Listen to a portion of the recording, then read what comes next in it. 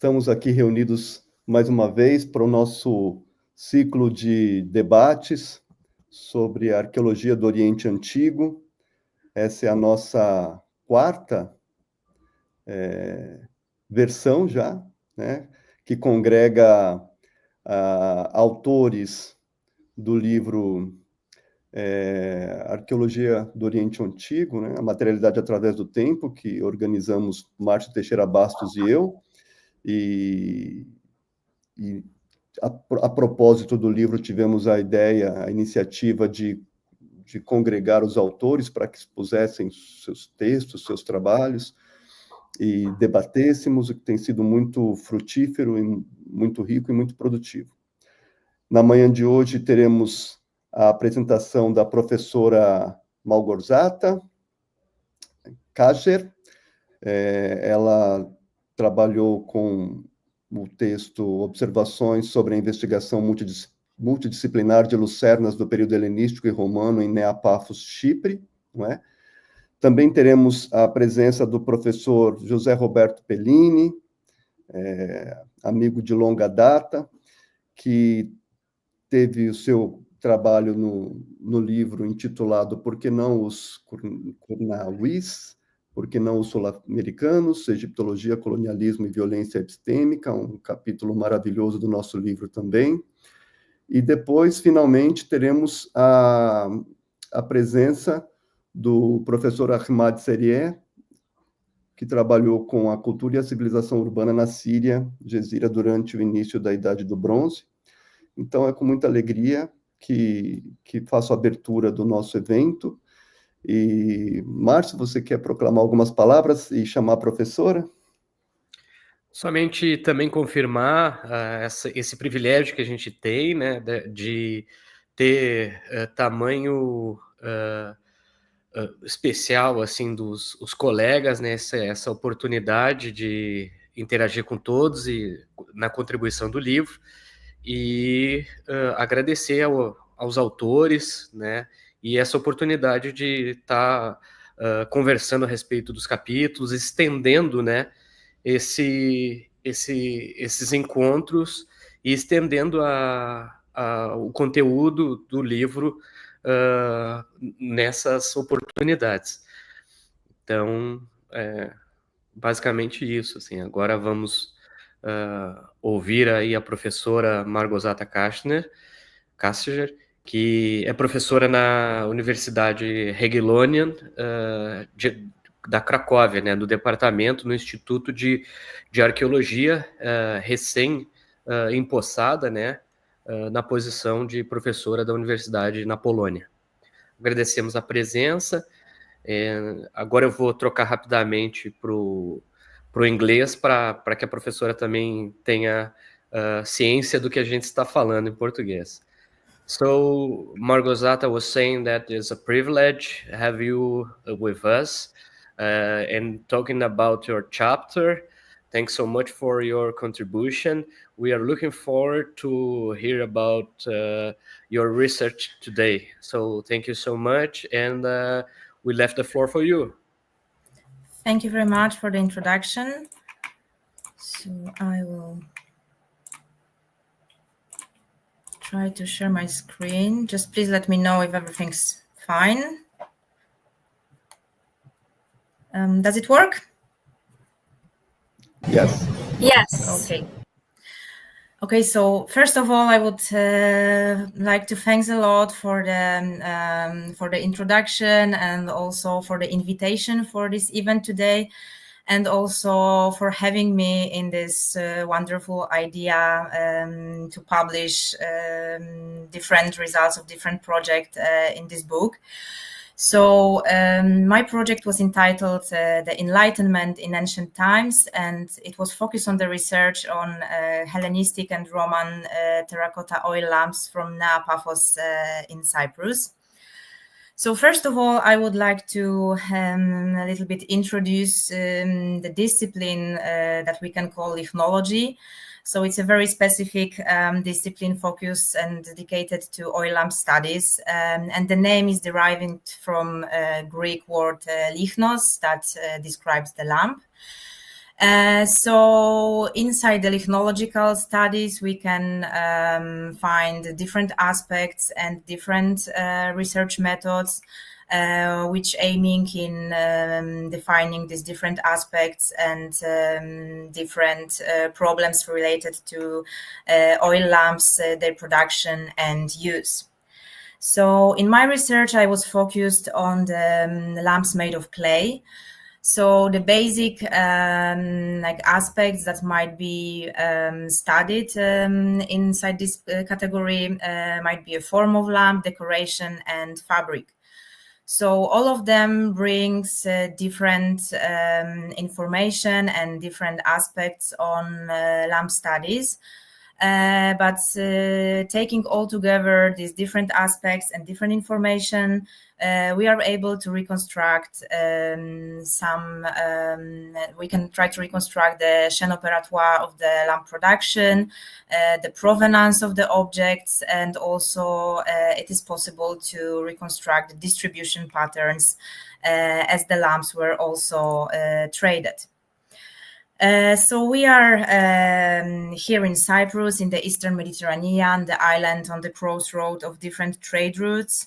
And more specifically, I was studying the material from the ancient city of Nea Paphos, which is located in the southwestern part of Cyprus.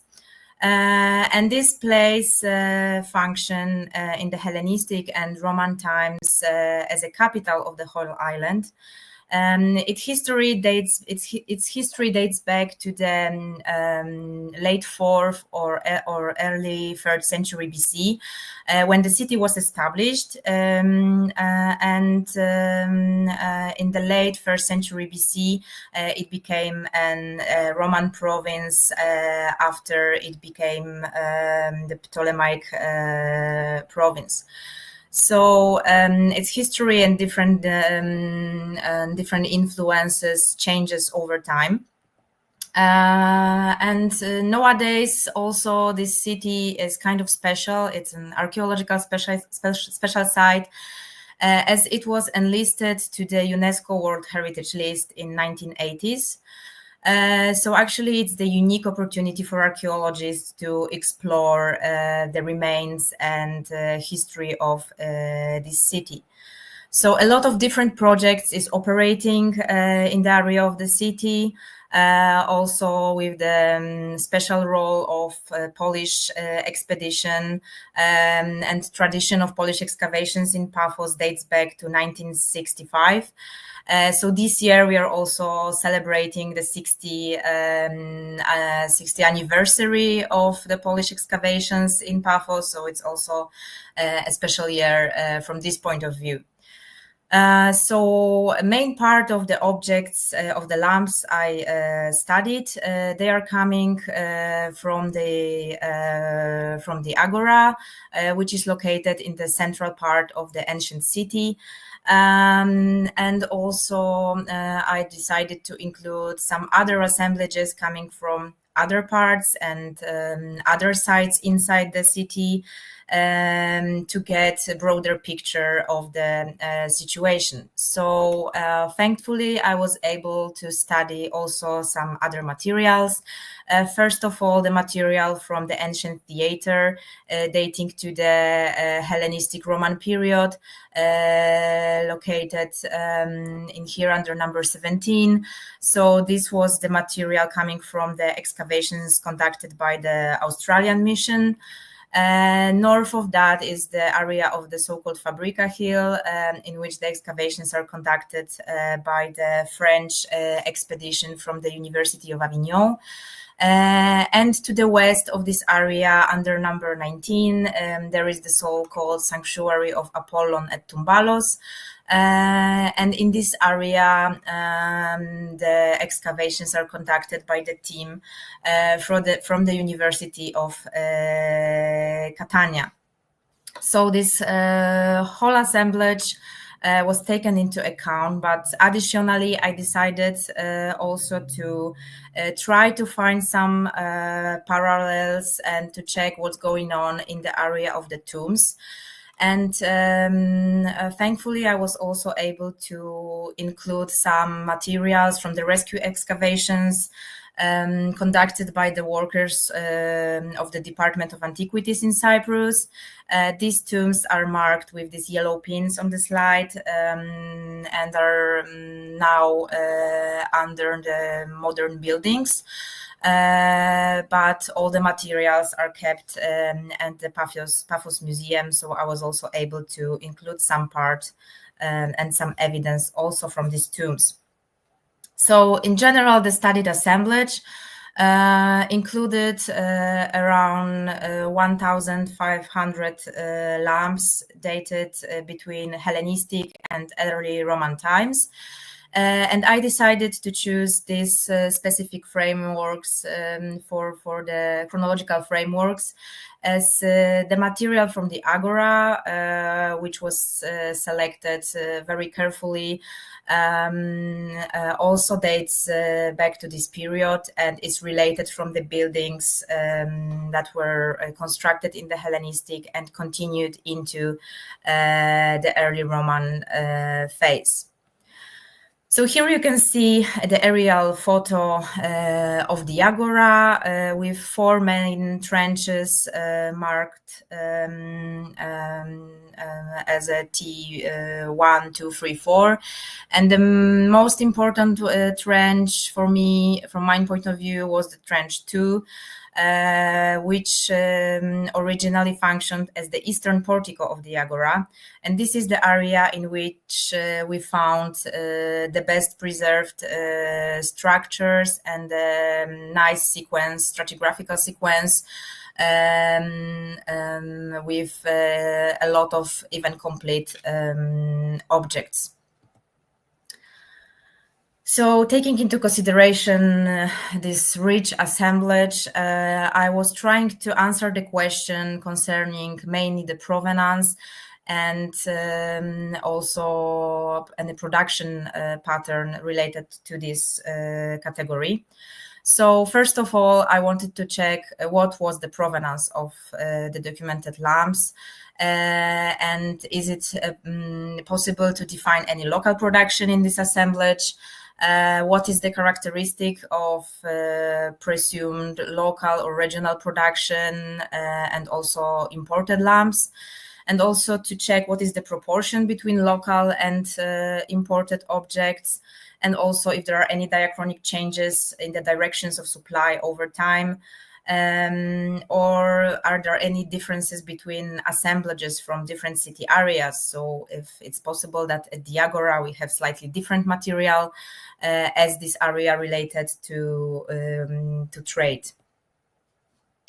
So these main 2 aspects, so production and distribution, were studied based on different evidence and different factors. So when it comes to production, I was taking into consideration different technological aspects, so also the changes in the lamps production, starting from wheel-made lamps, typical for Hellenistic period, and mold-made lamps, which began to be produced in the late Hellenistic period and flourished in the early Roman phase. I was trying to take into consideration all the archaeological sources concerning the production, so the workshops, any potential wasters, molds, and finally raw material, which is a very important aspect. And then for the distribution, I was looking for any evidence from shipwrecks and also, of course, the imported objects themselves.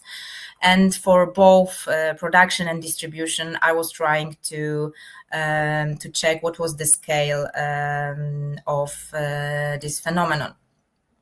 So starting with the potential separate production, at the beginning of the research, based on the published data, I knew that there are no workshops identified so far.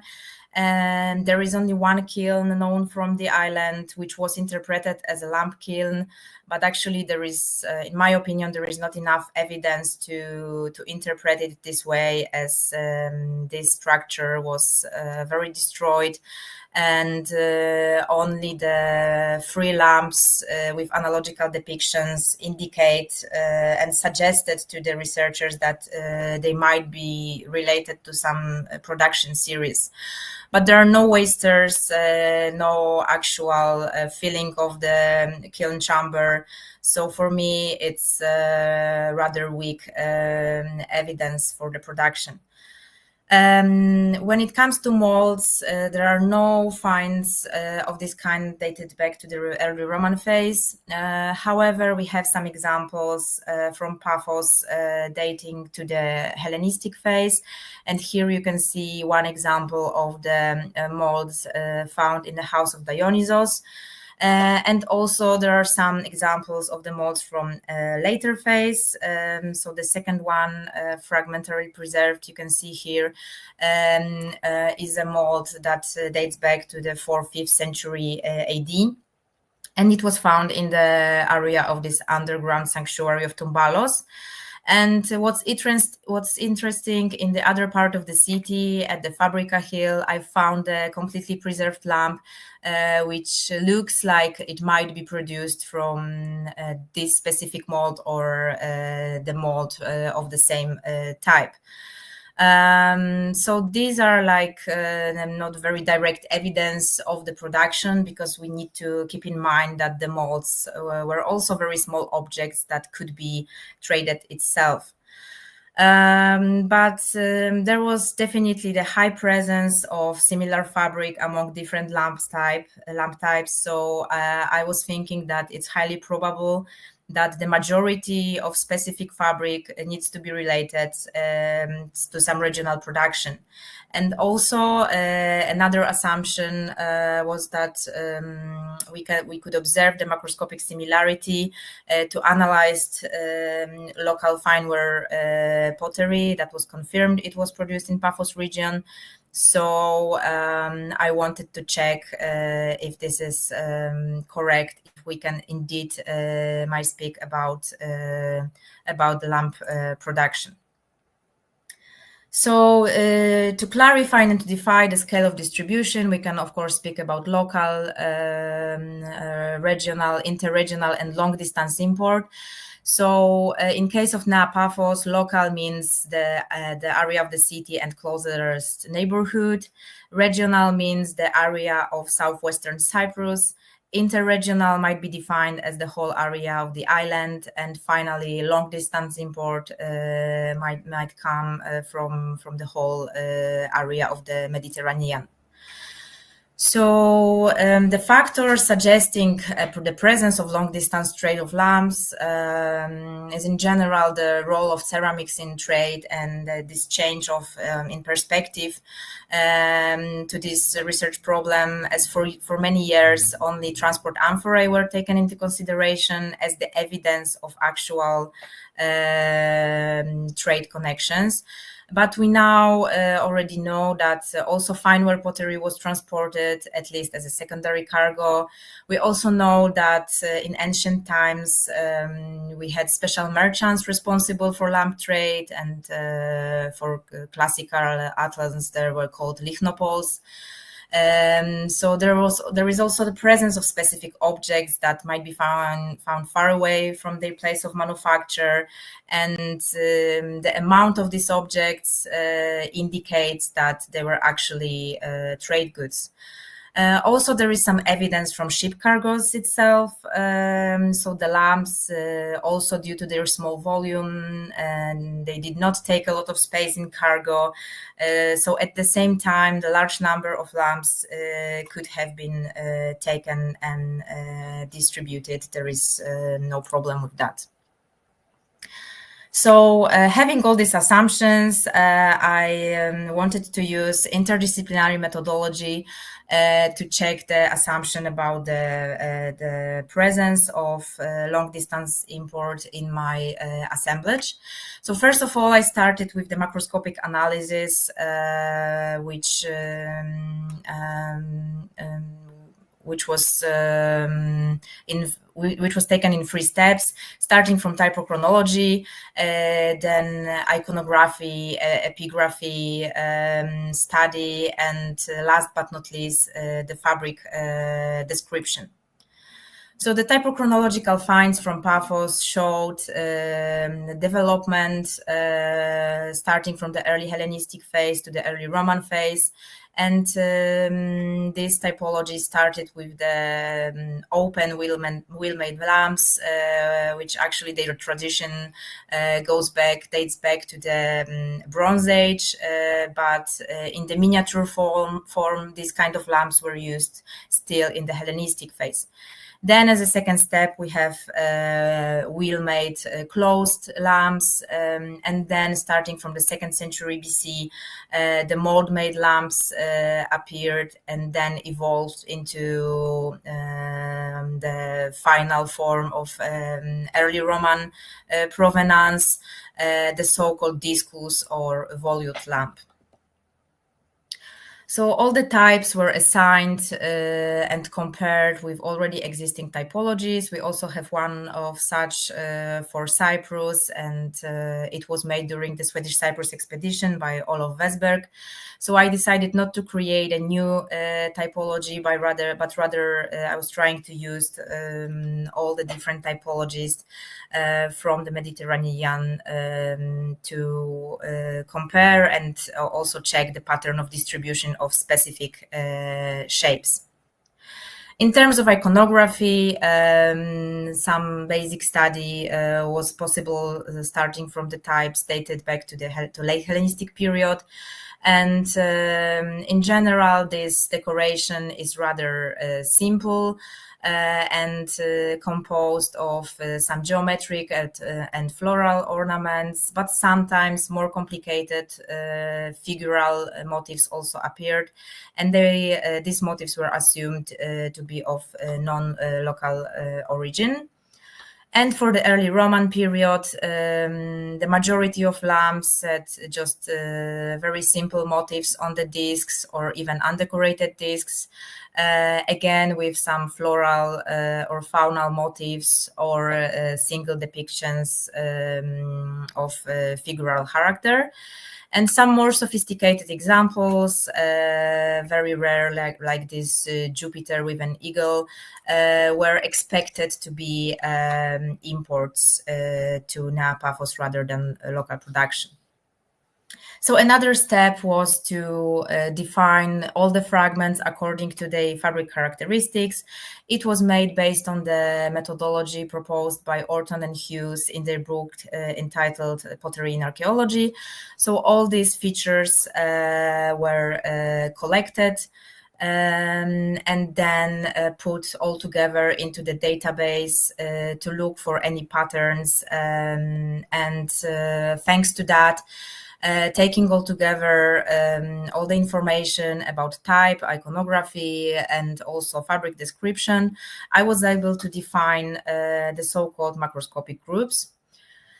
So based only on the Agora assemblage, 11 macroscopic groups were the main groups that they were selected for further analysis. 7 groups were too small to be further analyzed, so they were just defined macroscopically. And additionally, I had 27 lamps defined as loners that didn't match any of the groups defined. So from the whole assemblage, 64 samples were taken and transported to the Fitch laboratory at the British School at Athens, according to the permission from the Department of Antiquities in Cyprus. And laboratory analyses were conducted at the British School at Athens and also at the Demokritos Institute at Athens. And they included refiring tests and elemental analysis of all the samples.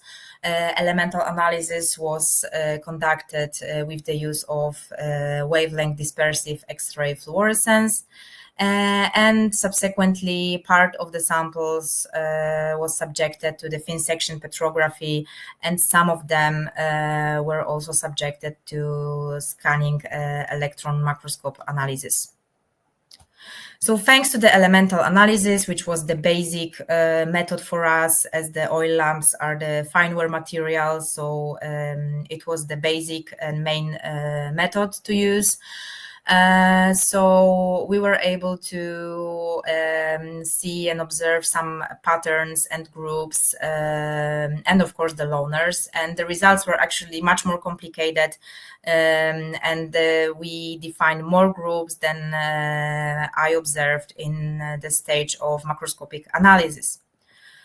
So we decided also to apply the thin section petrography, at least for the most coarse samples, because there were some doubts when it came to the results of elemental analysis. And actually this method was very helpful to clarify some of the results and improve our grouping. And as the next step, we tried to combine all of the results. So all the results of macroscopic analysis with laboratory results were double checked, and the regrouping was made during the comparative research. So all the results were integrated also thanks to the access to the reference collections. So on one hand, there were just published data. On the other hand, I visited the Metropolitan Museum of Arts in New York and the British Museum in London to check the collection of cypred lamps and to check the potential parallels and to also have a better picture of the whole situation. And of course, the reference data at the Fitch laboratory coming from other categories of pottery were very, very helpful also to identify some of the samples. So the whole workflow might be pictured like this. So I started with the macroscopic analysis of the assemblage and with 11 macroscopic groups. Subsequently, I selected 64 samples representing these macroscopic groups. And then during the laboratory analysis, we defined 8 petrographic fabrics based on 36 samples, and the macroscopic re-examination and whole data integration enabled us to final definition of the 15 production groups. So we came from 11 to 15 groups. So this is the picture showing the chronology and the provenance of studied groups. So 12 groups were of Hellenistic date, and only 3 of them of Roman chronology. And 4 of the Hellenistic groups were assigned as a local production. 2 of them might come from Cyprus, but it's not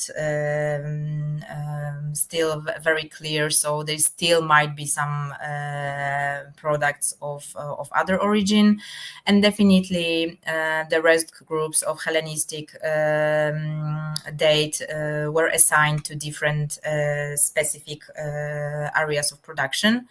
And for the Roman lamps, there was no local production. There is one group which actually has its counterpart in the Hellenistic period.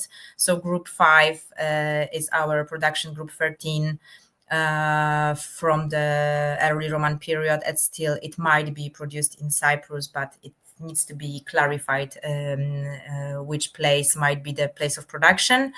And 2 groups were assigned to possibly the Italian origin, and the second one to the Levant. So this is how the specific production groups looks like. So three examples in the red rectangle are of local origin. So they were assigned to the Paphos region production. Production group 6 might be of Cypriot origin, but it's not. We are not sure yet. And the other groups are of Attic, Rhodian, Cnidian, Ephesian, and Phoenician origin. And analogical slide for the early Roman times. So this production group 13 in two variants, one decorated and sleeved and another one plainware, but in terms of fabric, this is one group. Possibly produced somewhere in Cyprus, but we are not sure in which place. And also the example of Italian origin, production group 14, and the Levantine example below.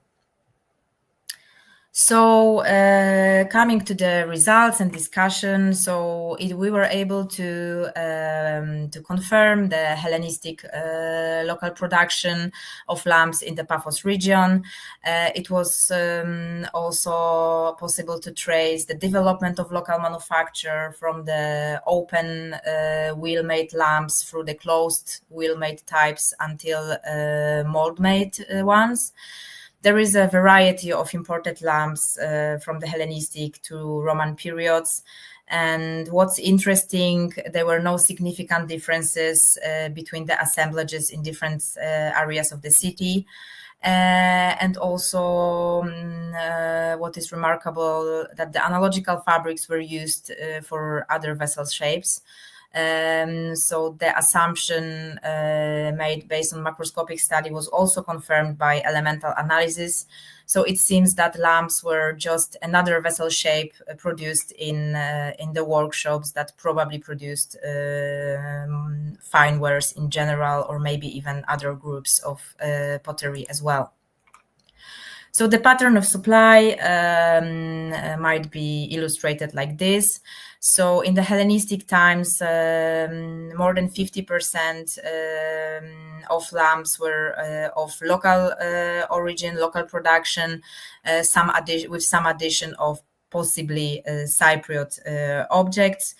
While also the significant number of lamps was imported from other production centers beyond Cyprus. And on the other hand, in the early Roman times, there are lamps that were more than 80% of lamps was likely produced in Cyprus, maybe in one or few centralized workshops. The situation is still not very clear, but at the same time, also the long distance imports decreased. So the further question concerning the early Roman production, it's also, we need to go back also to the observations made by John Hayes. He said that Cilician fabric of Roman imperial times approximate to that of Cypriot lamps, and the fair number of Cypriot style lamps of the 1st century have been found in Syria and the neighboring regions. So the question of a Cypriot or mainland origin naturally arises. If such lamps were made in both areas, there is no clearly visible difference in fabric among them. So it might be, it's highly probable that actually there were some huge workshops operating in neighborhood of Cyprus, maybe somewhere in Cilicia. It's still not very clear for us, and it needs further investigation. But all in all, the picture of the distribution might be illustrated like this. So the main workshops that brought their products to Paphos region are located in the Eastern Mediterranean, with some addition of Athenian production, especially in the early Hellenistic phase, and some Roman products that dates mainly to the early 1st century CE. So if anybody would be more interested in the results of this this project, the results were published already some time ago at the annual of the British School at Athens. So here you can find all the details concerning the production groups I mentioned today. And the second paper published 2 years ago also related to the local production of oil lamps in Paphos. So if you will have any problems with access to these publications, please do not hesitate to contact me, and I will be happy to send them to you. And of course, the whole project would not be possible without huge financial support from different institutions and different grants. So yeah, that's all for now. Thank you very much for your attention. Obrigado.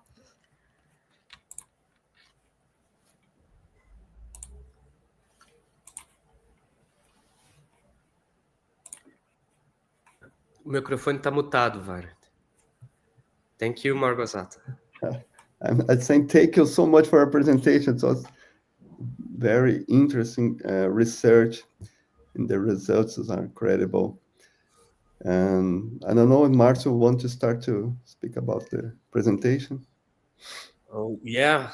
First of all, thank you so much for your talk. It was a strong research that you present to us, and I was open the floor for questions and for queries, but I will take the opportunity and make the first one to encourage the others. So yeah, indeed, very interesting results. And what makes me wonder that Cyprus is a big hub on the distribution of pottery in general, especially oil lamps, clay lamps. So my question goes, if you have to pinpoint the main production sites, you would go for the Levant, for the Cilicia, for the Italians. Do you believe that there is a archaeological network analysis in this sense? Okay, so yeah, thank you for the question. So yeah, so definitely Cyprus is a great hub, and we already had a lot of evidence coming from the amphora studies and also fineware studies. That's like, of course, we can't deny it. But my point was also to show that also the oil lamps are some addition. So they are part of this material culture, very often probably produced even in the same workshops as other categories of fineware pottery, which definitely works for Hellenistic period. It seems that in early Roman times, this pattern, this mode of production changed somehow, which is also clear for Nea Paphos. Yeah, but definitely we can also pinpoint these main places of production. So yeah, Paphos was like in between, on the way from Egypt to the east and then from Italy to the east. So actually we can expect everything.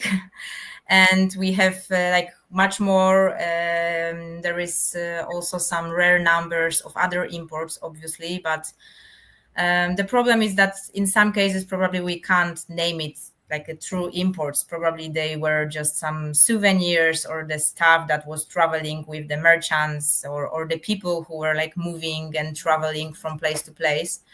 But yeah, definitely I can say that the strongest influence and a huge part of material comes from Asia Minor and the Levant. When it comes to Cilicia, it's a bit tricky because we still need some more data from Cyprus itself to check which actually areas might be the part of production hub in the island itself. So, and also geologically, probably you are aware of that, these regions like Cilicia and Cyprus are very similar. So there is always and still this ongoing problem also with production of other categories. Like I think that the best example is the so-called Cypriot sigillata, which is probably not Cypriot one, but it was again produced probably somewhere north of Cyprus. So yeah, it's a bit problematic, but I hope that one day we will have methods that will allow us to understand better these patterns.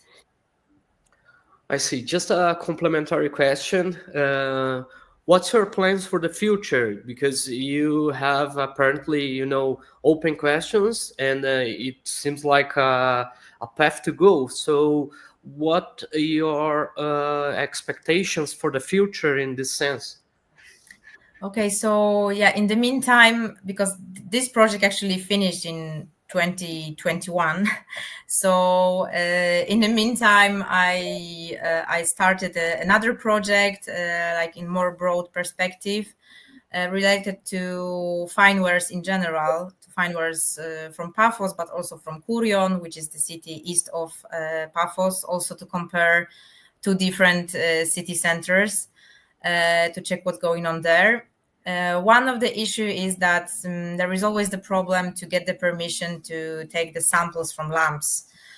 So when it comes to this permission, it's always easier for some other categories. That's why I'm also now doing the research more on tablewares, which were actually made of the same fabrics as lamps, because it's more easier when it comes to permissions. So why is that? Why is easier the other pottery and not lamps? Why do you have Because the lamps are very small vessels and they are always decorated. So the Department of Antiquities always ask not to sample the decorated fragments.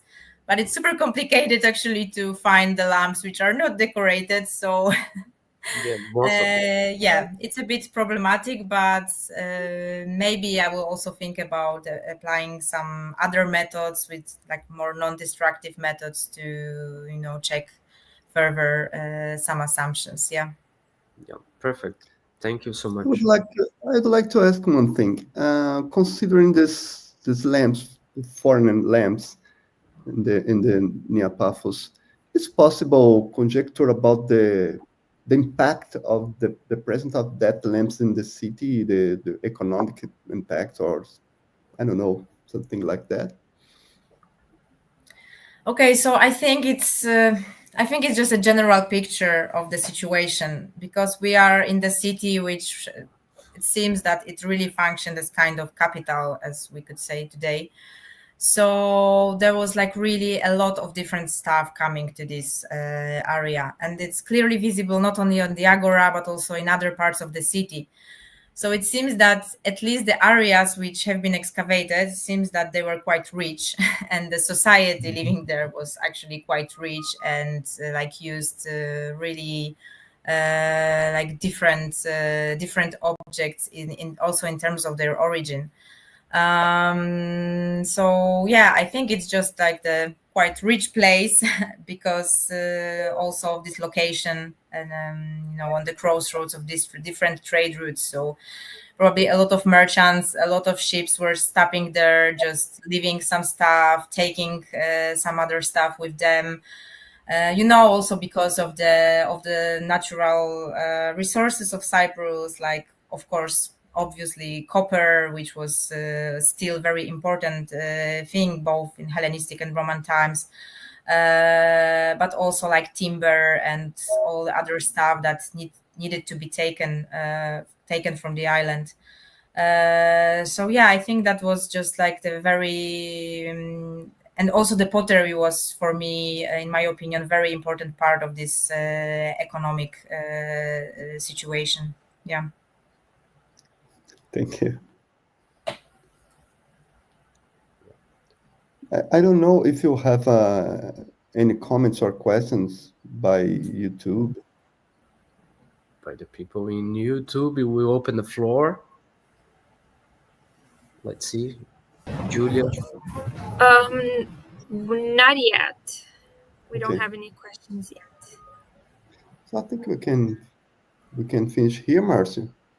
Yes, we would love to have more time to talk and other opportunities, and appreciate a lot your lecture. It was a really moving and interesting lecture, and we hope to get in touch.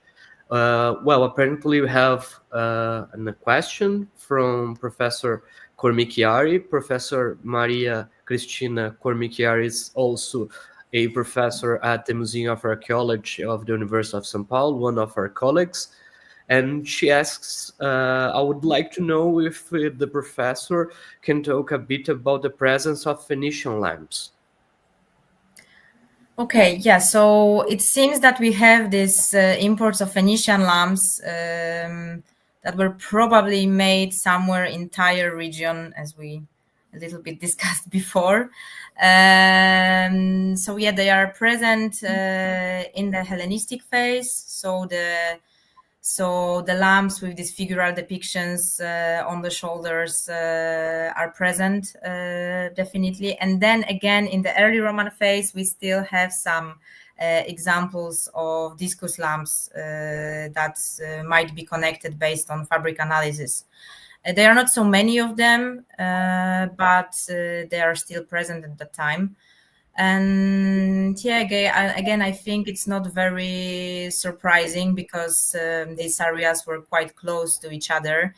And more, when I'm now more focused on also tableware pottery, I can see that we have actually a lot of imports from Levant, maybe not from the southern part of the Levant, mainly it's the northern part.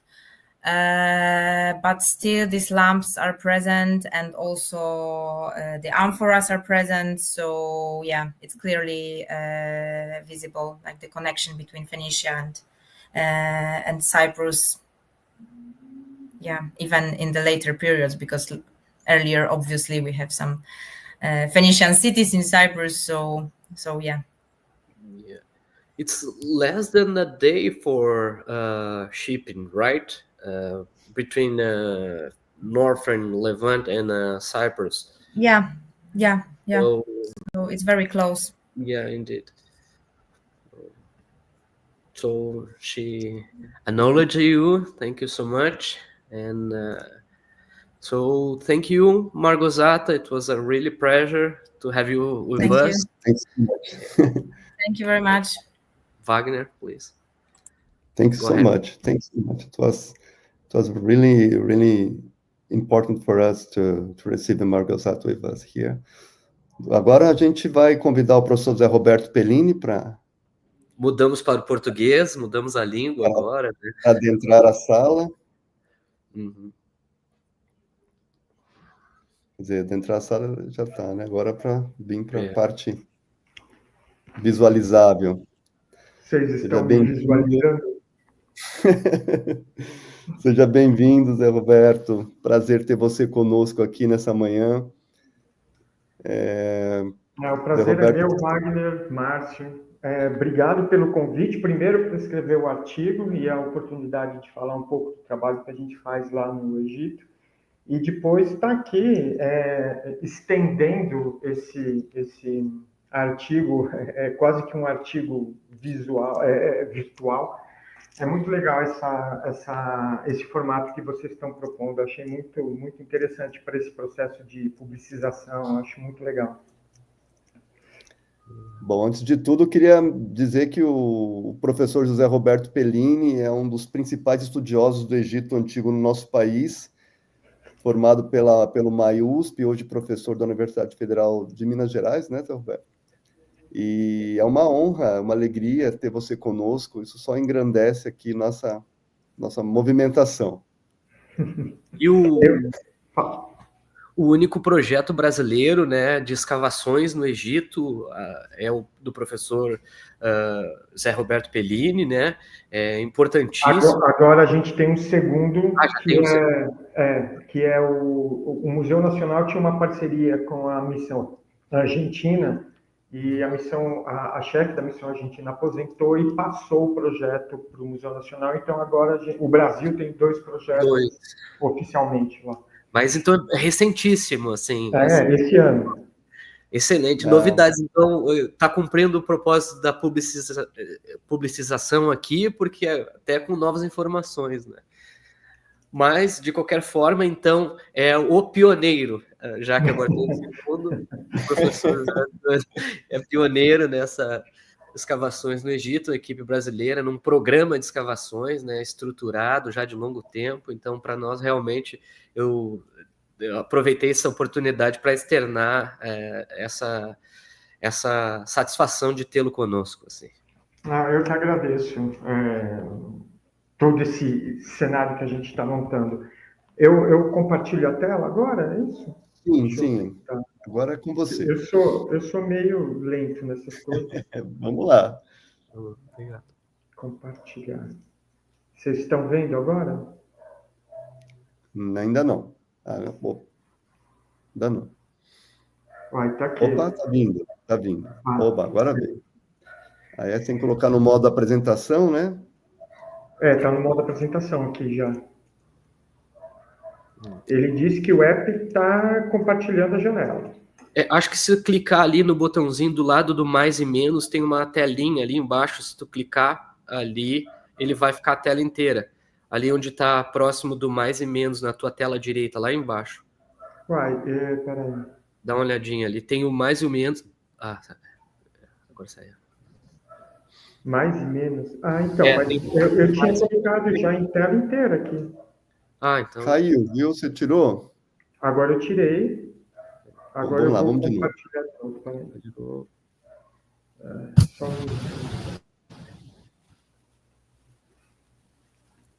Aí aproveitamos, enquanto isso, para agradecer a Júlia, que nos assiste nessa transmissão, tecnicamente, né? A Júlia, tem o pessoal que está aqui no laboratório dando uma força, a Júlia, o Leandro. E o pessoal do Labeca, né? E o Anselmo também está ali, então muito legal. O LARP e o Labeca, os dois laboratórios trabalhando juntos aí. Exatamente. E agora? Você está compartilhando a janela ou a tela cheia? Agora foi. Agora eu estou compartilhando a tela cheia. José Roberto, se você puder só ocultar essa barrinha aí que fica no meio. Isso, perfeito. Vamos lá. Então, bora lá. A ideia aqui é discutir um pouco as experiências que a gente teve ao longo e tem tido ao longo do desenvolvimento do Programa Brasileiro Arqueológico no Egito, que foi criado em 2015, para trabalhar especificamente uma tumba tebana, a tumba tebana 123, e ela foi escolhida porque ela apresentava não só material ligado à ocupação faraônica, mas, para mim, principalmente, também tinha material ligado à ocupação moderna. Tá? Vamos lembrar que muitas dessas tumbas na necrópole tebana, elas continham, até 2006, casas em cima ou eram realmente habitadas, né? E essas casas foram todas retiradas e é isso que a gente vai discutir um pouco hoje. Então, vamos lá. A noite parece estar agradável no Cairo. Ao fundo, a sombra da grande pirâmide se impõe misteriosa. Pessoas conversam e caminham pelas ruas movimentadas. Um plano geral mostra os carros e as luzes da cidade, destacando a sua aparente modernidade. Nosso personagem chega ao prédio da American University na Praça Tahrir e é recebido como uma verdadeira celebridade. Fotos, sorrisos, apertos de mão e muitos autógrafos. É a premiere de seu livro. De repente, seu celular toca. Ele pede licença às pessoas e atende. Seu olhar fica distante e sua fisionomia preocupada. Ele anda de um lado para o outro enquanto fala ao telefone. A cena corta e volta com ele dentro de um carro dirigindo em alta velocidade. Ele não fala nada, está calado. Closes mostram a tensão em seu rosto. Outro corte na cena e uma legenda instigante. 7 horas antes. Estabelece um mistério. A próxima tomada nos leva à pirâmide de degraus de Saqqara e mostra arqueólogos se arrastando por um corredor estreito na manhã daquele mesmo dia. Escuridão, escombros e muita poeira. Com seu inseparável chapéu, nosso astro, deitado no chão do corredor da pirâmide, descobre um fragmento de cartonagem de múmia lindamente decorado. Limitado pelo espaço pequeno, ele estica a mão e pega outro objeto enquanto a câmera enquadra seu rosto. É um pedaço de jarro lindamente decorado. Ele limpa, faz alguns comentários e coloca a peça novamente no chão. As tomadas são contínuas e regulares. É nítida a sensação de estar caminhando junto com ele. Quando ele sai da pirâmide, a cena corta para uma conversa entre a moça e um rapaz, ambos vestidos com calças cargo e coletes. Ela tenta convencer ele a entrar na pirâmide. Relutante, ele aceita e ambos entram no monumento. Se esgueirando apressadamente, eles chegam à área funerária. A impressão é que eles estão fazendo algo proibido. A moça, deslumbrada com a câmera de sepultamento, tira várias fotos. Outro corte e voltamos para a noite de autógrafo.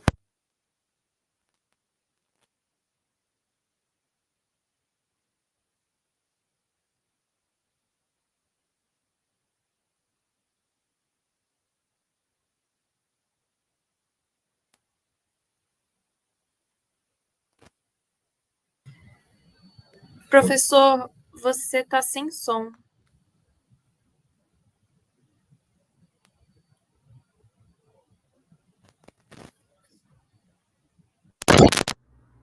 Continua sem. Vocês estão me escutando? Agora sim, agora sim. Nossa, eu tenho que voltar tudo, começar tudo de novo? Não. Volta só um pouquinho. Não precisa voltar muito, não. Tá, vou voltar só um pedaço, então. Outro corte e voltamos para a noite de autógrafos. Toda a temporalidade é diluída. A cena seguinte mostra seu carro seguindo apressado pelas ruas do Cairo. Depois de alguns segundos, ele chega novamente à pirâmide de degraus. Nosso astro sai do carro e fica sabendo que alguém desapareceu dentro da pirâmide. Nosso personagem assume a liderança e entra na pirâmide junto com uma equipe. Olhares tensos e preocupados para todos os lados. Closes destacam a atenção. São vários túneis e pessoas andando por todos os lados. A câmera alterna a imagem de dentro, nas quais pessoas cruzam apressadamente passagens estreitas e caminham agachadas, e de fora, alguns falam ao celular em tom de preocupação. Minutos depois, subitamente, uma pessoa sai de dentro da pirâmide. Toda suja e empoeirada, um homem sai cambaleando do monumento. Um momento de alívio. Está tudo resolvido e nosso personagem pode finalmente descansar. Bom, muita gente já deve saber do que eu estou falando e do quê. Se trata do primeiro reality show da arqueologia na televisão mundial. Batizado de Chasing Mummies, The Amazing Adventures of Zahi Hawass, o programa foi transmitido pelo History Channel entre 14 de julho e 15 de setembro de 2010. O show foi ambientado no Egito e montado em torno da figura de Zahi Hawass, na época secretário-geral do Serviço de Antiguidades do Egito, um homem bastante acostumado com as câmeras de televisão. Hawass procurava um assistente e assim resolveu abrir uma espécie de concurso televisivo para ver quem seria o próximo estagiário. Uma trupe de aprendizes seguia Hawass por todo o Egito na tentativa de ser eleito o grande vencedor do concurso. Ao longo do programa, os aprendizes eram submetidos a provas para testar não apenas seu conhecimento sobre o Egito antigo, mas seu comprometimento com o cargo que queriam ocupar. Na manhã seguinte ao episódio de abertura, que foi feito em Saqqara, os aprendizes se reuniram em frente ao serviço de antiguidades e seguiram com Hawass para o oásis Baharia, onde em 1996, Hawass e uma equipe de arqueólogos egípcios acharam um cemitério de múmias que foi mais tarde denominado de Valley of the Golden Mummies. Um plano geral mostra cenas dos moradores do oásis. Uma tomada, em específico, mostra os carros chegando em alta velocidade e alinhados como se fosse num filme de ação. Quando os carros param, se observam várias casas em ruínas e Hawass, com um ar sério, explica que as casas estão sendo derrubadas e ele estava lá para supervisionar esse processo. Um dos jovens aprendizes pergunta, espantado, por que as casas estavam sendo derrubadas. Hawass, nesse ponto, conta sobre a descoberta da necrópole e da necessidade de protegê-la, mesmo que isso implicasse na remoção das pessoas de suas casas. Mas ele ressalta que as pessoas que estão perdendo suas casas estão recebendo pedaços de terra para onde poderão se mudar. Tudo é tratado de uma forma muito pragmática e natural, como se nenhum ato de violência estivesse sendo impetrado. Tomadas mostram tratores derrubando de maneira quase épica as casas da população local. Alguns closes mostram pessoas carregando itens pessoais com pressa. As paredes de adobe caem feito castelos de areia, os tetos de palha são rasgados feitos folhas de papel. Uma nuvem de poeira cobre tudo e mais uma casa vem ao chão, tudo sob o olhar às vezes incrédulo, mas sobretudo complacente dos novos aprendizes, que parecem mais preocupados com a própria segurança diante do movimento dos tratores do que com as pessoas que foram expulsas e expropriadas de suas casas. Crianças rindo aparecem entre uma tomada e outra, dando a impressão de que nada de sério está acontecendo. Cestas com ossos e alguns restos de cerâmica são trazidos para análise de um dos aprendizes. As tomadas são precedidas de informação sobre a necrópole e sobre a estimativa de enterramentos e sobre a importância do achado. É um discurso envolto em cientificismo que parece querer justificar a ação de expulsão dos moradores. As cenas seguem com forte dinamismo e impacto. De repente, ouve-se uma gritaria e todos saem correndo em direção a um dos tratores. Mais uma vez, um tom de mistério cerca o programa. As câmeras alternam rapidamente entre as imagens de uma parede caindo e de Zahi Hawass e seus aprendizes, além de vários egípcios correndo em direção ao trator. Tudo é muito rápido, dando um ar de urgência. Quando todos chegam, o que temos é um trator em cima de uma pilha de escombros sem conseguir se apoiar de maneira correta com uma das rodas. Segue-se uma grande discussão e alguma cena depois o trator aparece dando ré e tudo está resolvido. Em geral, o programa sempre começava com planos gerais da paisagem faraônica e focos no personagem central. As cenas eram muito dinâmicas e aceleradas, criando uma proximidade entre o público e o cenário. A velocidade das cenas, o corte, os grandes panoramas focados na paisagem faraônica, os closes, tudo era feito diante de uma estética televisiva que reforçava o discurso do passado faraônico como o único passado possível para o Egito. A dialética televisiva utilizada no programa aderia a um aparelho de realismo que tinha por objetivo modelar o espectador através de técnicas de manipulação digital, com congelamento de imagens, o uso de câmera lenta e repetições. Essas são as mesmas técnicas que ainda são utilizadas, por exemplo, quando se fala do 11 de setembro. A constante repetição de imagens das torres gêmeas caindo é utilizada para reacender a luta contra o terror, ou melhor, a luta contra as comunidades islâmicas. Esse é um discurso que molda a experiência do telespectador e é por isso que o mundo ocidental fica traumatizado quando um muçulmano mata um europeu e se cala diante do massacre de milhares de palestinos pelo Estado de Israel. É assim que a repetição de palavras de ordem na televisão francesa objetivou a população turca como uma população violenta e impediu a entrada da Turquia na comunidade europeia. É assim que programas como Cidade Alerta e o Brasil Urgente e apresentadores como José Luiz da Atena vendem a imagem de desordem e violência na periferia das grandes cidades. Nesse cenário, as imagens deixam de ser meramente um elemento informativo e se tornam mecanismos produtivos e reprodutivos dos traumas e da violência epistêmica. Nessa cenografia, corpos e paisagens são objetivados e o morto, o ferido, o doente, o faminto, o árabe, o muçulmano, o terrorista, o Egito Antigo ou a floresta amazônica são objetivados e passam a atuar como alegorias. Nesse contexto, a experiência televisiva permite a aceitação sem trauma dos discursos e agendas políticas. Ao lado da velocidade, das intensas e constantes mudanças de cena, performances cheias de tensão, mistério e aventura, são utilizados em documentários e shows televisivos como ferramentas retóricas, que aumentam a curiosidade e distraem a atenção do público para eventos e mensagens que passam a ser consumidos de maneira natural e absolutamente inconsciente. No caso do Chasing Mummies, essa é uma estratégia que busca a criação da imagem de um Egito ideal, um Egito centrado no mundo faraônico. Acredito que a maior violência epistêmica perpetrada pelo Ocidente contra o Egito e contra os egípcios não tenha sido a apropriação de suas materialidades, mas sim justamente a criação de uma imagem de um Egito ideal e faraônico. Tal imagem, fomentada pelas narrativas dos viajantes europeus do século XVIII, pelas feiras mundiais do século XIX e pelos programas televisivos e filmes do século XX e XXI, excluía e continua excluindo categoricamente a população moderna egípcia do processo histórico. É como se os egípcios modernos não existissem e a única história egípcia válida fosse a dos faraós. Como nos aponta o historiador egípcio El-Darli, é como se faltasse um milênio na história egípcia.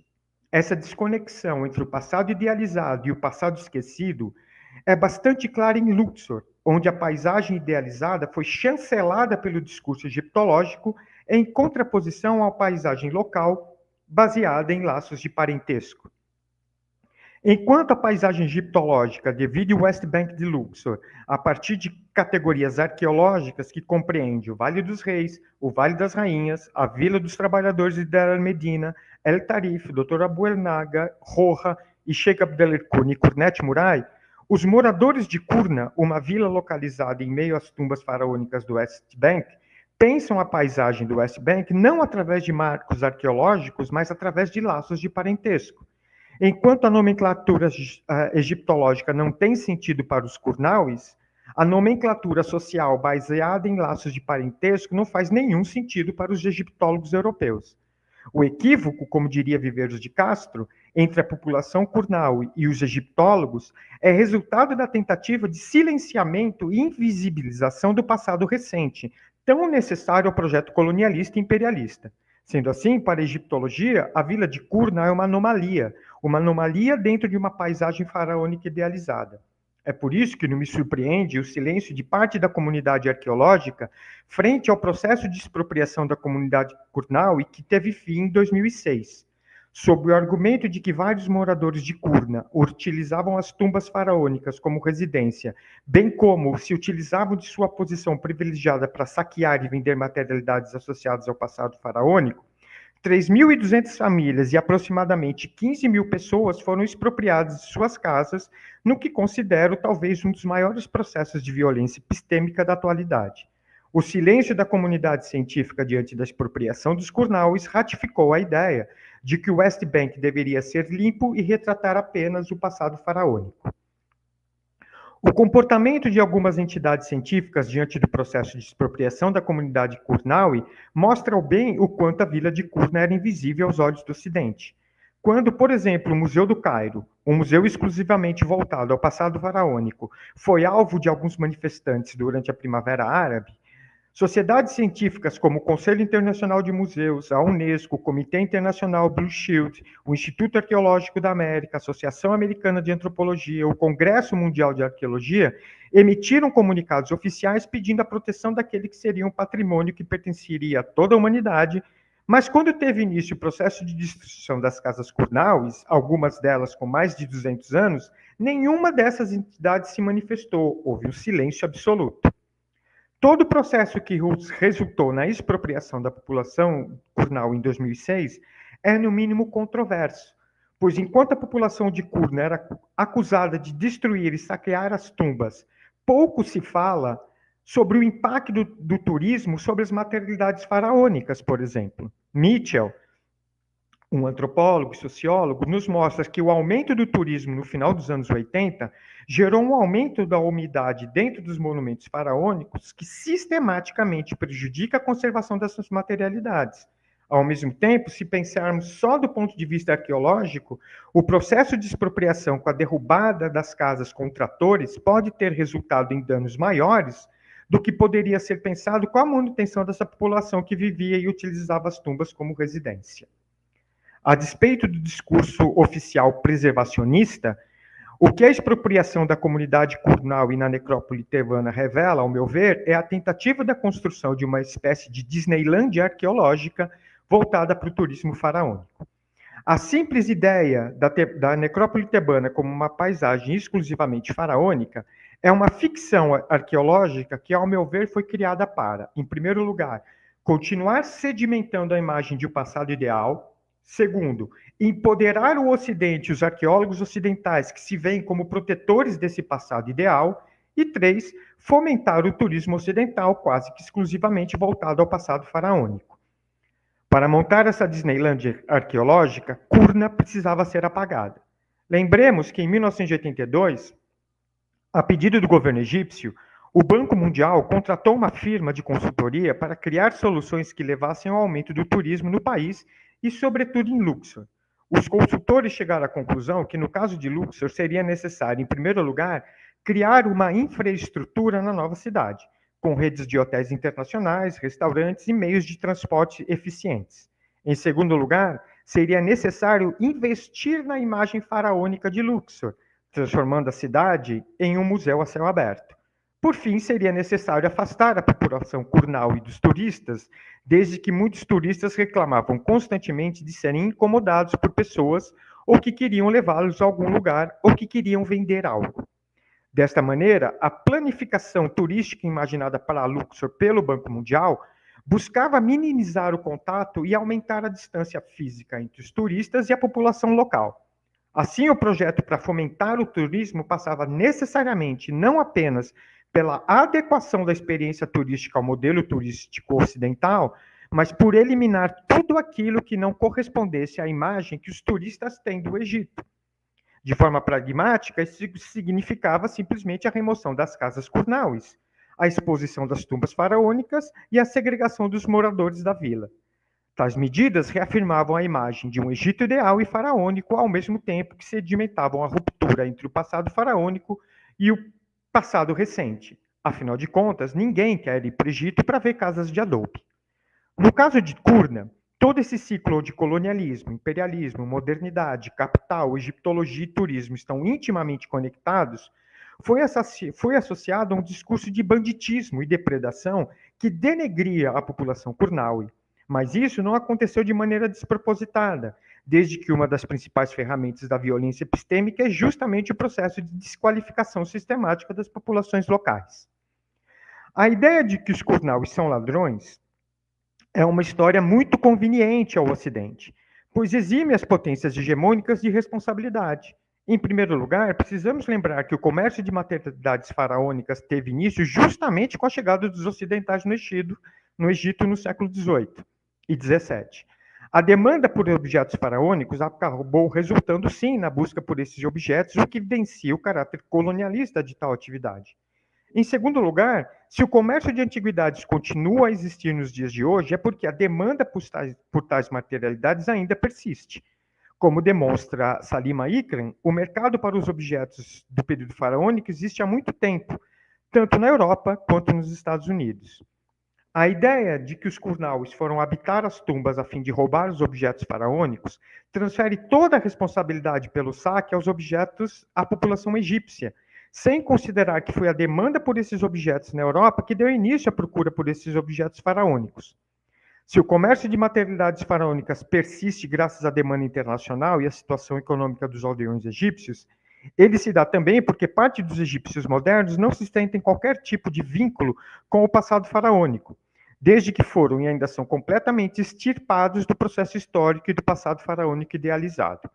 Ao mesmo tempo, temos que lembrar que, a fim de estudar o próprio passado, a população local necessita e precisa se referir à bibliografia de origem europeia, e isso leva a reproduzir narrativas ocidentais, uma vez que a Europa ainda aparece como a hegemônica acadêmica.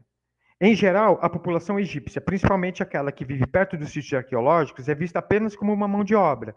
Seu conhecimento e suas habilidades são apenas apreciadas do ponto de vista prático quando surgem demandas como a retirada de blocos, a reconstrução de paredes de adobe, a escavação dos sítios.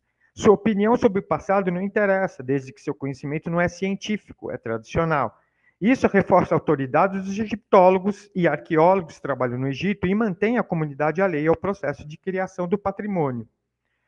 Manter esse discurso de um Egito ideal afasta e exclui os egípcios modernos da criação do seu próprio passado.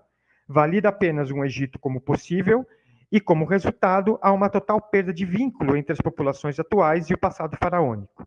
Nada disso, evidentemente, isenta aqueles que em Kurna e outras partes do Egito continuam participando do comércio ilegal de artefatos, mas demonstra que essa participação, antes de ser considerada como um elemento natural, precisa ser problematizada.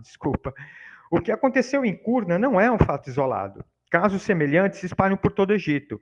Em Naslet el-Saman, uma vila próxima às pirâmides, enquanto os arqueólogos reclamam do comportamento dos vilarejos, acusando-os de não se importarem com o passado faraônico, os moradores locais reclamam que os arqueólogos se preocupam exclusivamente com o passado, deixando de lado as preocupações e demandas das populações atuais. Recentemente, David Jeffrey, um egiptólogo inglês, em um texto, culpa o processo de industrialização egípcia pela destruição do patrimônio, deixando a entender que o Egito não deveria se industrializar e ficar congelado no tempo, a fim de manter intacta a paisagem faraônica. Esse discurso, um discurso que acaba tornando os egiptólogos e arqueólogos ocidentais os responsáveis pela preservação e manutenção dessa pureza original, é o maior exemplo da violência epistêmica perpetrada pela egiptologia, uma ciência ainda colonialista e bastante atrasada. Justamente por não corresponder à imagem de um passado faraônico idealizado, é que as casas das populações curnauis foram destruídas para dar lugar a essa Disneylândia arqueológica, onde o passado faraônico é exaltado, atendendo assim às expectativas dos colonizadores, dos turistas e principalmente dos arqueólogos. O silêncio dos arqueólogos, como se esses fossem agentes inocentes, é digno de nota e revela, ao meu ver, a concordância velada de parte da egiptologia com todo esse processo. Em Luxor, por exemplo, existe uma paisagem que é invisível, é ética, é sagrada, é contestada, e que convive com a paisagem altamente visível, monumental, arqueológica e turística. Mas essa paisagem invisível não é apenas ideológica, etérea, religiosa, mágica, desde que ela também é materialmente criada, vivida e significada no dia a dia, através de práticas que são, em sua essência, senso-afetivas. É uma paisagem dominada por populações locais, por gênios, por santos e demônios, que nem sempre estão disponíveis aos olhares dos turistas e arqueólogos. Esta é uma paisagem que é ontologicamente da paisagem dos arqueólogos e egiptólogos, mas que tem sido sistematicamente silenciada em nome da paisagem idealizada dos discursos egiptológicos. Ao não serem incluídos no processo histórico e não terem seus direitos reconhecidos, esses agentes se desconectam do próprio passado e de sua própria identidade. Mas esse é um processo que, como vimos, interessa apenas a uma parte da egiptologia, seja para manter o seu domínio sobre o passado, seja para continuar fomentando novas descobertas e o turismo ocidental. O trabalho que nós temos feito e desenvolvido com o Programa Arqueológico Brasileiro no Egito visa dar voz e colocar, de novo, os curnauis no papel de formação do passado e na construção de conhecimento. Essa é a tumba TT 123, a tumba que nós temos trabalhado desde 2015. É isso, e obrigado.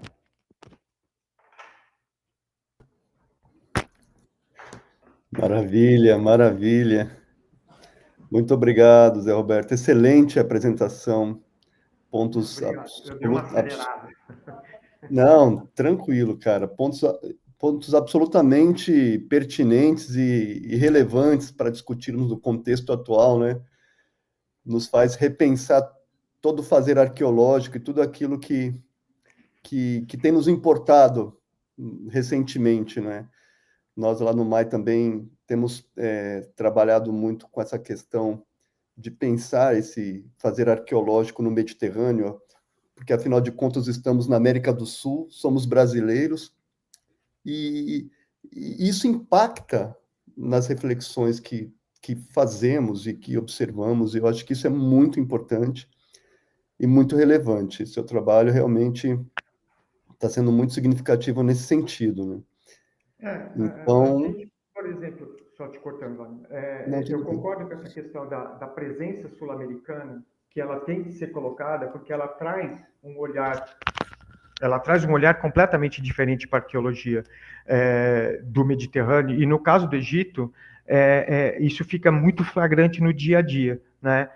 Eu trouxe essa apresentação falando dos curnauis e desse processo da violência epistêmica, muito porque está associado ao texto do livro, mas tem trabalhos que a gente tem feito mais recentemente, principalmente desse processo de inclusão e desenvolver questões do projeto associadas à comunidade curnau, que são bem mais recentes. Então, por exemplo, eu até ia falar com a professora polonesa dessa questão das luzes, porque a gente tem feito, por exemplo, os exercícios com luzes dentro da tumba, fechando a tumba, deixando a tumba completamente escura, para tentar repensar, por exemplo, o papel das imagens no Egito Antigo, né? A egiptologia ainda está muito centrada nessa ideia da imagem enquanto representação. E a gente tem, por exemplo, vários outros exemplos aqui, mesmo na América do Sul, em que a imagem não é vista dessa maneira, né? Do ponto de vista ontológico, a imagem transcende a ideia de representação. E quando a gente, por exemplo, começa a usar lamparinas dentro da tumba, a gente vê as imagens se mexendo, né? Então a gente vê uma procissão funeral, por exemplo, a procissão do Amenemhet, ela andando, né? Você consegue passar com as velas, com as lamparinas, e de repente você olha para a parede e quase infarta, porque a Amenemhet começa a se mexer, né? Sensacional. É sensacional. A filha dele pisca. Ano passado ela piscou, né? A imagem dela piscou e eu quase morri, né? Então, assim, isso tem feito com que a gente questione essas posições hegemônicas dentro da egiptologia, porque eu acho que não existe, talvez são raras os campos científicos que são tão hegemônicos e tão ortodoxos quanto a egiptologia. Ela tem mudado, sem dúvida nenhuma. Ela tem avançado lentamente, porque ela está muito ligada com esse ciclo de que descobertas trazem dinheiro, porque trazem turista, necessita de mais descobertas, porque você necessita de mais dinheiro e turismo. A egiptologia está muito centrada nisso. Então, tem surgido, sem dúvida nenhuma, novos trabalhos, novas abordagens, e o papel sul-americano lá tem sido de discutir justamente uma arqueologia alternativa. Eu ainda estou preparando, não só temas, palestras, mas textos, de algo que talvez choque um pouco a comunidade arqueológica, que ano retrasado e ano passado nós tivemos uma experiência disruptiva dentro da tumba, e isso eu estou falando pela primeira vez em público numa palestra. A gente conseguiu entrar em contato com uma entidade não humana dentro da tumba, né, um gênio, através da intermediação de um sheik, especialista em conversa com gênios, e descobrimos que na tumba que a gente trabalha mora uma família de djinns há 450 anos, né? E nós pudemos, pela primeira vez, entrevistar uma família que está lá há 450 anos. Então, assim, se tem alguém que pode falar do passado recente dessa tumba, é essa família, né? Além das famílias que moraram lá no século XX, que a gente conseguiu entrevistar.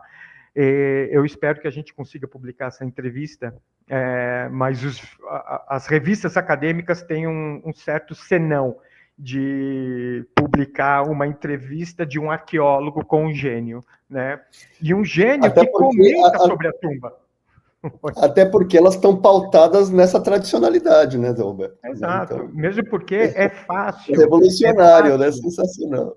Eu fico pensando assim, por que é conveniente para o arqueólogo europeu, ou para o arqueólogo em geral, negar a existência dessas entidades que, em todo o Egito, se você conversar com os egípcios, eles acreditam piamente que muitos dos sítios arqueológicos são habitados por entidades não humanas. Por que o arqueólogo europeu simplesmente, ou arqueólogos em geral, ignoram isso, para além da crença científica? Porque exime da necessidade de você entrar em contato e pedir permissão. A gente pede permissão para o Estado, a gente pede permissão para os conselhos arqueológicos para entrar nos sítios arqueológicos, mas a gente não pede permissão para a população local e a gente não pede permissão oficial para as entidades não humanas, né? Porque é fácil, porque você aí se apropria desse espaço. Quando você chama esse espaço de tumba, ele já se transformou numa posse do arqueólogo. Tanto que no projeto a gente não chama de tumba, a gente chama de tumba quando a gente está falando de um contexto arqueológico.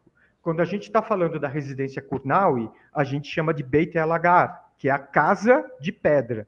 Quando a gente está falando da tumba de Amenemhet, do local em que Amenemhet transcendeu, a gente fala de casa da eternidade. Para nós, não é só uma questão de nome, é uma questão de você pensar realidades e ontologias completamente diferentes. A Beit el-Agar é completamente diferente de um sítio arqueológico. São dois espaços que são diferentes e são concebidos e vividos de maneira diferente. Essa é uma das coisas que a gente tem feito lá. Excelente. Eu tenho alunos que oriento, que estudam o Egito. Acho que a sua fala agora vai provocar uma mexida boa, viu? Márcia, quer fazer algum comentário? Sim, quero fazer dois pequenos comentários, assim. Tive um problema técnico, mas voltei. Eu acho que eu acabei pegando que era o cerne da questão, assim. Muito me fascina a tua abordagem, Zé Roberto Pellini, porque só Zé, então, ou Pellini, né? Vou no Zé, então. Eu tenho um texto teu que me é muito caro, que é quando tu aborda arqueologia com sentidos. Então, eu também trabalho com essa... Inclusive, sou um colega da Małgorzata nessa pesquisa a respeito das luzes, né? Das luzes na antiguidade e do papel que a luz tem, né? Nesse sentido. Então, um texto que tu aborda arqueologia com sentidos, né? Me é muito caro, assim. Eu acho... foi um insight muito profícuo para a arqueologia, porque vem ao encontro dessas ontologias, e isso faz a tua abordagem a respeito do gênio, né?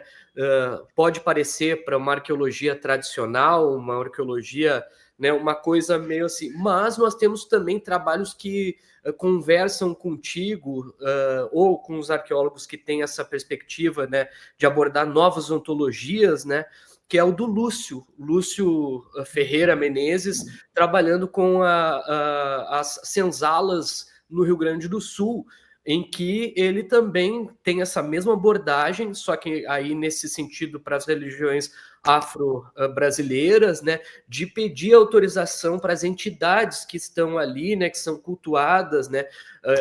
Teve uma escavação em uma das senzalas, e em uma das senzalas ele encontrou, né, um trabalho ali, um assentamento que chama, né? Se eu não me engano, era o Ogum ou o Exu. Eu não lembro ao certo qual das entidades nesse momento. Mas próxima a essa abordagem que tu está comentando, né, para esse mundo do além. E aí eu faço uma conexão aqui com os trabalhos do professor Ian Roder, que eu tive a oportunidade de trabalhar com ele um tempo e ainda mantém os vínculos e algumas perspectivas teóricas. E quando ele estuda Çatalhöyük, que é um sítio da Turquia de 9.000 anos antes do presente, ou seja, na emergência da civilização, a conclusão daquela equipe interdisciplinar que trabalha em Çatalhöyük é que a religião não é alguma coisa fora, faz parte do dia a dia, e que o além, aí ele chama de beyond, né, essa coisa, ele é presente. Então vem muito ao encontro do que tu está falando das entidades. Por que não, então, ter como algo real que sim, está ali um gênio, e sim, ali tem uma conexão com o beyond, com o além, né? Isso faz parte, uma das conclusões do trabalho do professor Ian é essa, que o além, ele faz parte da nossa humanidade, né? Nós, enquanto humanos, nos caracterizamos em estar constantemente com esse contato com o além. Então, por que é respeitado esse contato com o além cristão, quando eu faço uma oração e eu peço para um anjo protetor, ou para uma santa, ou outra religião, mas não é respeitado, não tem-se essa mesma consideração para outras ontologias, para a gente usar melhor o termo, né? Então, eu acho muito fascinante, eu acho que é realmente uma conversa que tem muita coisa para ser trabalhada, principalmente na arqueologia sul-americana. Eu acho que a gente, como sul-americano, dá muito mais valor a isso, porque a gente tem essa confluência de mais culturas efervescentes no país, e a gente consegue entender isso de uma forma mais respeitosa, com uma consideração científica para essas questões mesmo, assim. Então, esse é o comentário que eu queria fazer. Só fazendo um comentário e já aproveitando para responder o comentário da Isabela, colocou aqui no chat. Assim, uma das propostas do projeto nunca foi descolonizar nada, né? Porque assim, você não tem os egiptólogos perguntando os egípcios, não os egiptólogos, né? Queremos ser descolonizados, que era algo que eu pensava em 2012, 2013, nossa, temos uma necessidade de descolonizar. Não, isso é de novo a arrogância europeia, a arrogância hegemônica de querer chegar e descolonizar alguma coisa lá. Aprendendo no dia a dia com os egípcios, o projeto ele acabou ganhando um tom, o que eu chamo de afro-islâmico centrado, né? Em primeiro lugar, reconhecendo que nós trabalhamos na África, né? Porque as pessoas têm a mania de achar que o Egito não fica na África, né? Que o Egito fica pairando em algum lugar próximo à Europa. Não, o Egito é África, né? População africana, de tradição islâmica hoje. Então, assim, nós utilizamos as ontologias islâmicas para pensar a tumba, né? Principalmente em relação a esse contato com a comunidade local. Evidentemente, aí entrando no comentário da Isabela, os egiptólogos acham que a gente está brincando lá, né? Porque, assim, é algo que está muito fora da casinha para eles, né? Então, por exemplo, esse ano acabou de sair um texto meu na revista da SAB, em que eu admito publicamente, que eu já tinha feito no Egito, de que eu sonhei durante uma semana inteira com as múmias da tumba, e as múmias me pediram que a gente mudasse o processo de acondicionamento delas, e que a gente comprasse linho e algodão e envolvesse elas de novo. E a gente, depois, eu já não aguentava mais sonhar com múmia, eu falei, beleza, vamos fazer isso. E conversando com um amigo egípcio de 30 anos, ele falou, Zé, para nós, os sonhos não são uma atividade subjetiva individual. Os sonhos são uma realidade tão real quanto a vigília. Então, assim, por que não acreditar nas informações que o sonho está te dando? Eu falei, beleza, então vai lá, Mohamed, compra 50, 100 metros de tecido para mim e a gente vai começar isso. E, de repente, houve uma comoção na necrópole tebana, não entre os egiptólogos, porque os egiptólogos tratam as múmias como caco de cerâmica. Então, é um pedaço de cabeça ali, vamos estocar os braços ali, blá, blá, blá. Os egípcios que moravam na necrópole começaram a visitar a nossa tumba porque, de repente, descobriram uma equipe que começou a reenfaixar as múmias tendo respeito por esses corpos, do ponto de vista islâmico também. Então, assim, pensar o projeto, pensar a tumba com todos os desafios que existem a partir desse posicionamento afro-islâmico centrado, é lógico que não é fácil. Eu cometo os meus erros com os meus alunos, cometo os meus erros com os membros da equipe, cometo os meus erros com as populações locais, porque é um processo, para mim, de aprendizagem, né? Mas isso tem trazido uma nova perspectiva. Eu brinco assim, só para encerrar.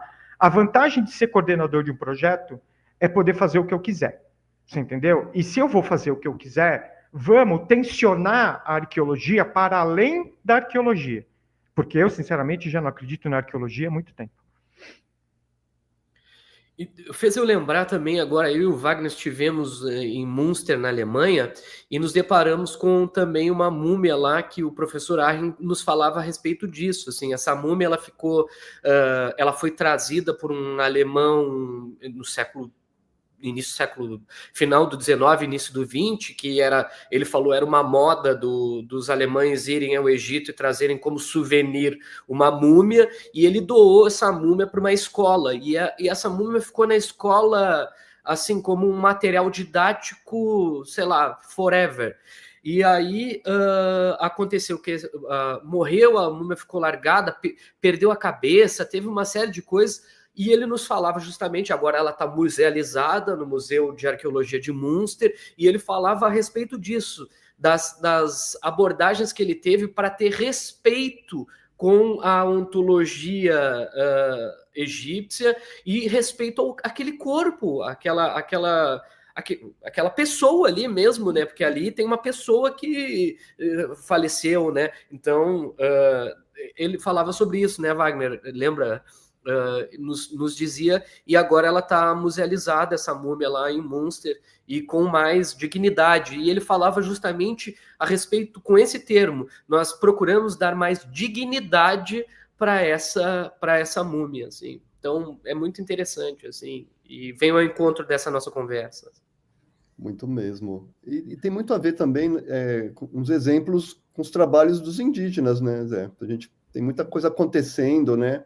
Uma outra forma de abordagem, uma outra forma de percepção, o respeito com a cultura, com a religiosidade indígena, né, pensando no arqueólogo, né, para se deparar com aquilo que ele encontra e um outro tipo de confrontação com aquilo, porque realmente isso exige. E essa virada de chave precisa, eu acho que, nossa, o que você está promovendo lá é muito significativo. Eu acho que isso, né, tem todo o potencial de impactar, se todos, né, tiverem a oportunidade de ler, de impactar essas escolas europeias, norte-americanas, para que haja realmente uma mudança. E é interessante, porque no início da sua apresentação, você foi do 8 ao 80, né? Você foi tentando mostrar como que as coisas são e como que as coisas precisam reverter, né, nesse sentido, né? Então, muito bom. Eu acho que a gente ainda tem alguma colocação via YouTube, se eu não me engano, Júlia. Do Eduardo Nunes. Os mortos são reificados para gerar a indiferença blasé e o Ocidente é dramatizado para gerar a xenofobia? E aí, Zé? Assim, são duas coisas que acontecem exatamente no Egito. Sabe o que é engraçado? Eu estive lá, eu estava na Tahrir quando estava rolando aquilo que eles chamam de Primavera Árabe, né? E sabe o que era mais engraçado? Era ver a CNN, porque eu estava num hotel que tinha 2 pessoas, né? Fora o dono do hotel, então éramos 3 ou 4 pessoas. A gente assistia a CNN e na CNN parecia que o mundo estava acabando. Aí você olhava pela janela, tinha 3 milhões de pessoas festejando, né? Então, assim, era um discurso que era exatamente promovido para criar essa ideia do árabe como terrorista, não sei o quê. Eu andava e filmava a Tahrir durante a Revolução sem problema nenhum, né?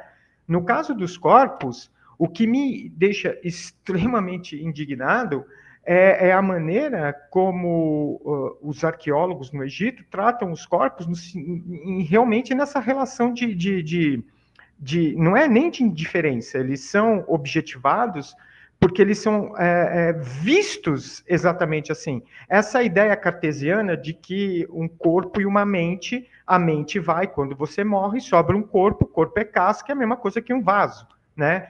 Então, assim, e ele acabando, é lógico que no início, no nosso projeto, por falta, inclusive, de questões financeiras, muitos dos corpos eram acondicionados em caixas, né? Dentro das áreas de enterramento, sempre que possível. Quando a gente realmente conseguiu ter condições financeiras e houve um chamado dessas entidades, das múmias, para que a gente finalmente desse um turn, a gente fez, né? Agora, isso não vem sem um custo de muita briga, muito embate, não só porque, assim, uma coisa, por isso que eu falo, no Egito ele é muito complexo e ele é bom para aprender, porque o Egito, o Estado quer uma coisa, a população quer outra coisa, os arqueólogos querem uma terceira coisa, o turista, então, nem se fala. Então, você tem que mediar com todos esses elementos, e no nosso caso, a missão brasileira é uma joint mission com o governo egípcio. Então, eu tenho que lidar com isso. Foram 6 anos para que os trabalhadores egípcios, que são do grupo parceiro, né, da joint mission, começassem a coletar a materialidade moderna. Porque ninguém coletava a materialidade moderna. Era simplesmente jogado fora. Né? Jogado fora não, porque a gente recolhia, sentava, explicava. E quando eles, pela primeira vez, a gente começou realmente a sentar e conversar com eles, olha, para que servia essa lata? Para que servia isso aqui? E esse nó aqui, o que é isso? Eles começaram, deu um tilt. Tipo assim, por que ele está me perguntando isso? E eles começaram a se sentir realmente parte do projeto, porque mudou a relação de autoridade. Eu não era mais autoridade. A autoridade eram eles que estavam me explicando as coisas e como aconteciam a ocupação moderna. Então, começou a haver uma troca, e hoje, por exemplo, eu não preciso fazer absolutamente nada. Toda a materialidade, de bituca de cigarro a qualquer outra coisa, é coletado. Então, a bituca de cigarro e a estatueta de Amon têm a mesma importância dentro da tumba, né? Ou deste sítio arqueológico, desta casa, etc, etc. Então, contemplar essas diferentes ontologias é talvez o maior desafio nosso lá, né? Mas é algo que tá sendo muito interessante. Vai sair um livro agora que chama Curna, o ponto de encontro de diferentes ontologias. É uma série de egiptólogos que estão se reunindo, arqueólogos, que eu estou editando, para discutir exatamente a antiga vila de Curna como esse ponto de encontro das diferentes ontologias. E como a gente precisa olhar essa monumentalidade faraônica para além do faraônico. Então, por exemplo, de novo para encerrar, se a gente pensa no templo de Menet-Rabu, que é o templo de milhões de anos de Ramsés III, que foi um centro administrativo na necrópole no período do governo de Ramsés III, a gente pensa só num templo maravilhoso, lindo, show de bola, que foi restaurado pelos ingleses, americanos, blá, blá, blá, blá, blá, blá. Mas a gente esquece que, para a população local, Menet-Rabu não é só um templo arqueológico, não é só um templo faraônico. Existe uma fonte que os turistas não sabem, né? Nas proximidades, dentro da área do templo, mas que não é acessada. É uma fonte que as mulheres curnaues vão lá para tomar água para engravidar.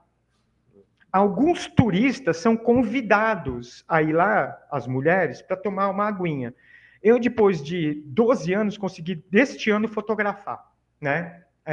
Fui lá, fotografei a fonte, fotografei mulheres e homens tomando essa água, porque eles acreditam que essa água tem baraka, que é uma espécie de... A gente pode traduzir baraka como bênção, né? Como uma energia abençoada.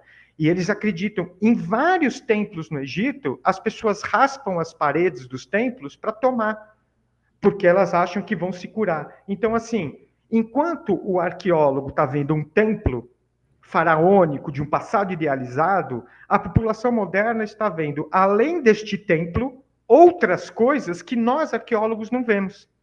E isso é que cria esse equívoco, como diria o Viver de Castro, porque a gente acaba dissociando esse processo histórico e ignorando a população moderna, que é algo que a gente está, no caso da tumba, especificamente, a gente está com essa chave completamente virada já, né? Cada vez menos eu me interesso pelo faraônico e cada vez mais eu me interesso exatamente por essas relações modernas que ressignificam, e não é que ressignificam, que criam novos espaços. Essa é a ideia. Maravilha, José Roberto. Olha, tá uma delícia o nosso papo, né? A gente podia ficar aqui horas, viu? Mas nós vamos te chamar de novo para outro momento de troca de ideias, porque é muito edificante, né? E Estou disponível. Agradecer demais sua participação. E fica aí, hashtag fica o convite, hein, Zé, para a gente voltar a trocar ideia. Wagner, Márcio, a hora que vocês quiserem, Cristina, que está aí nos assistindo, a hora que vocês quiserem é só me chamar que a gente fala de gênios, fala de entidades não humanas, fala dos exercícios fenomenológicos que a gente está fazendo na tumba. A hora que vocês quiserem me chamar, a gente combina e tô de boa. Que bom que deu certo, né? A gente buscou um jeito de se alinhar, conseguimos estar aqui agora.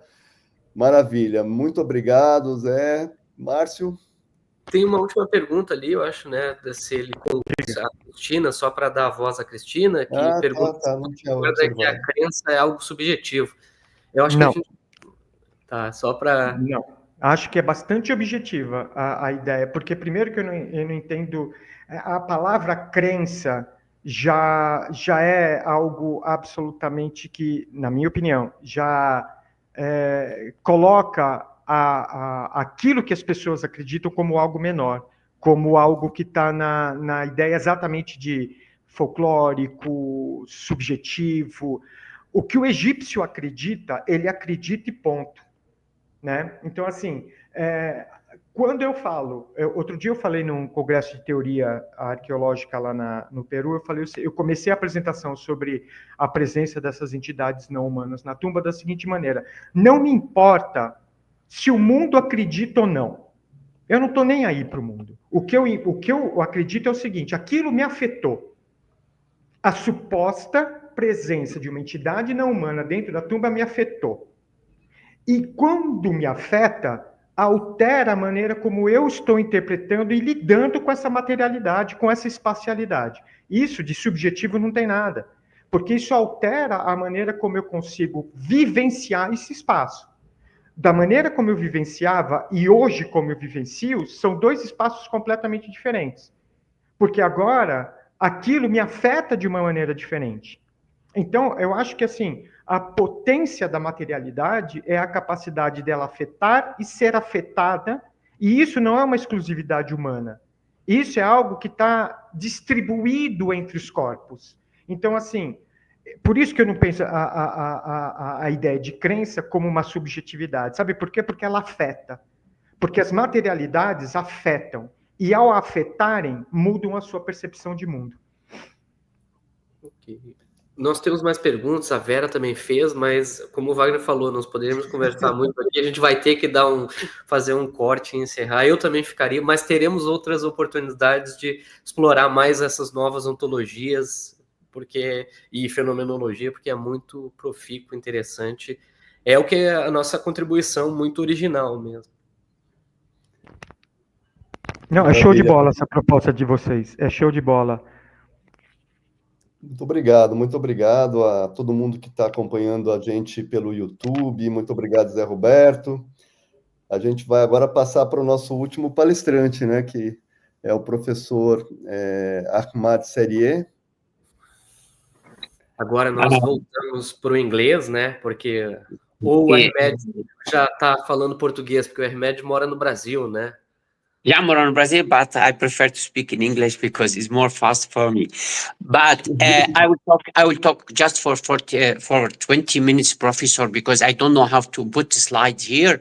But I will present this lecture at university as we campaign with you for a long time, because this lecture is very long to present all the situation in Syria, because the situation in Syria, it was very bad during 15 years.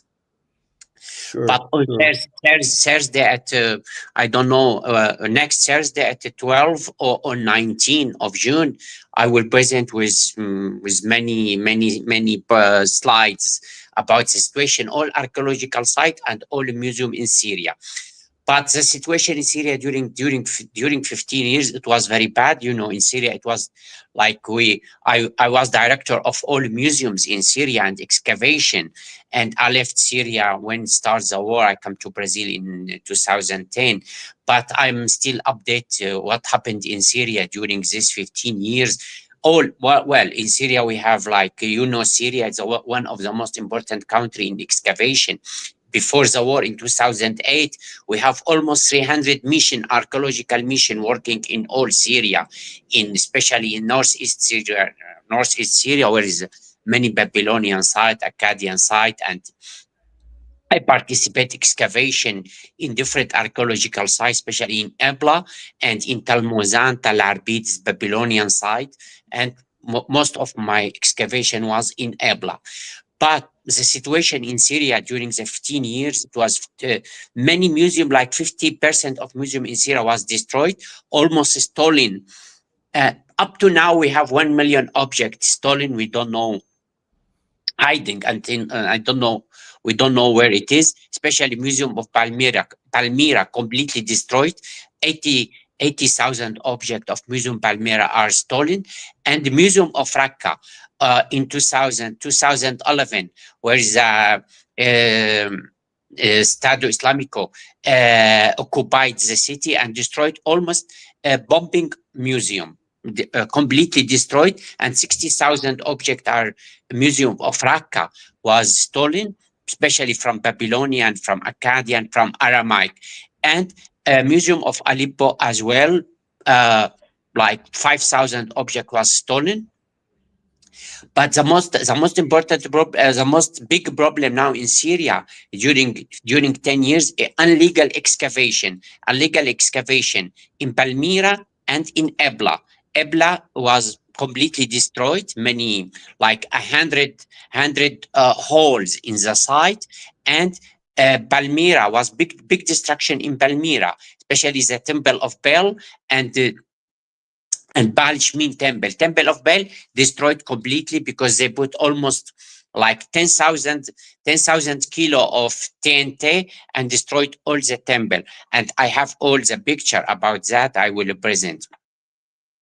Now, the 2020 museum are destroyed. Almost 5,000 archaeological sites is no more exist, and no more exist. Only saved, like Museum of Damascus are saved, and some archaeological sites are saved. Apamia, center of Syria, as well. 20% of the site are damaged. Now after 8 months ago, we start to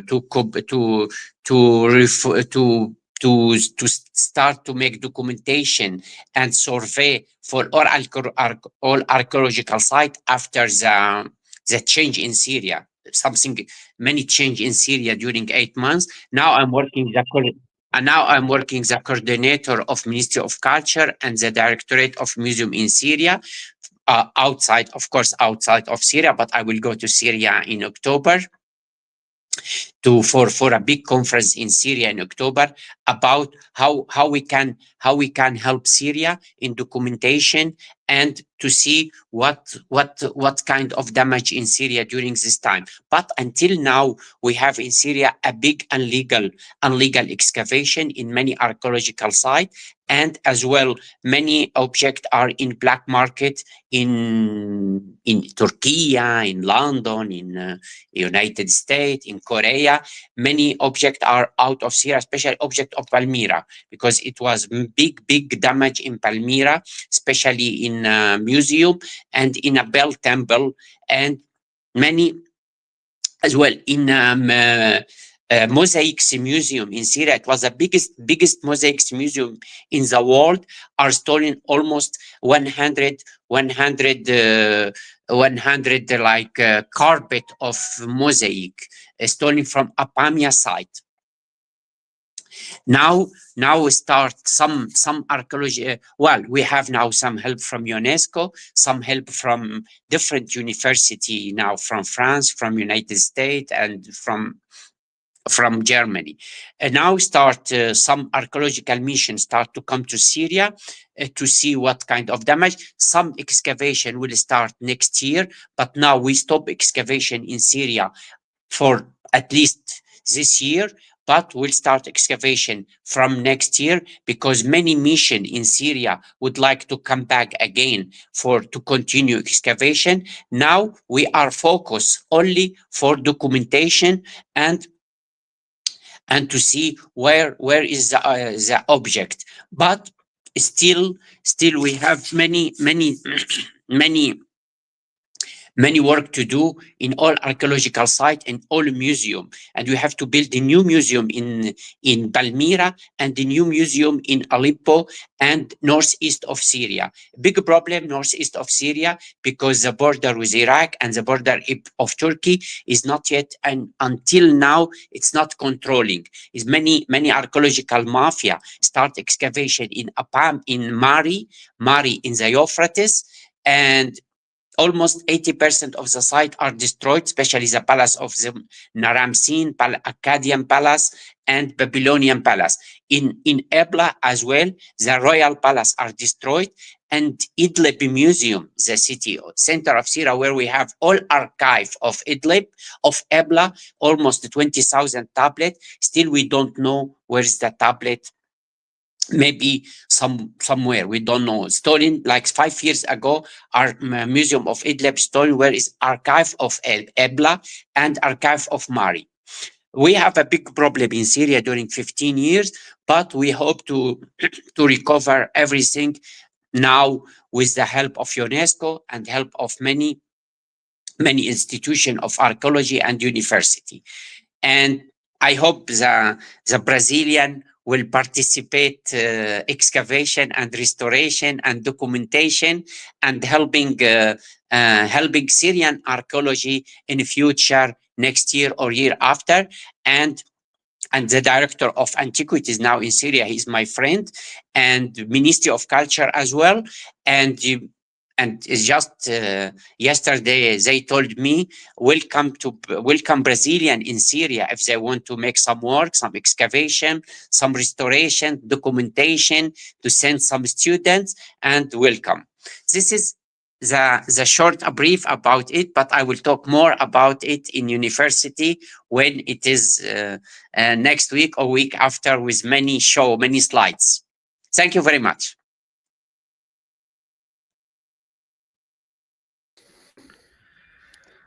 Okay, thank you, Ahmed. It's really, a sad situation in Syria.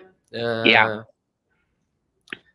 And go ahead. I have so many questions because. Yes, you can. I can.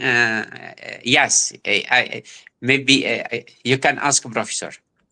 You talked about Aleppo. What the principal cities that was affected with this situation?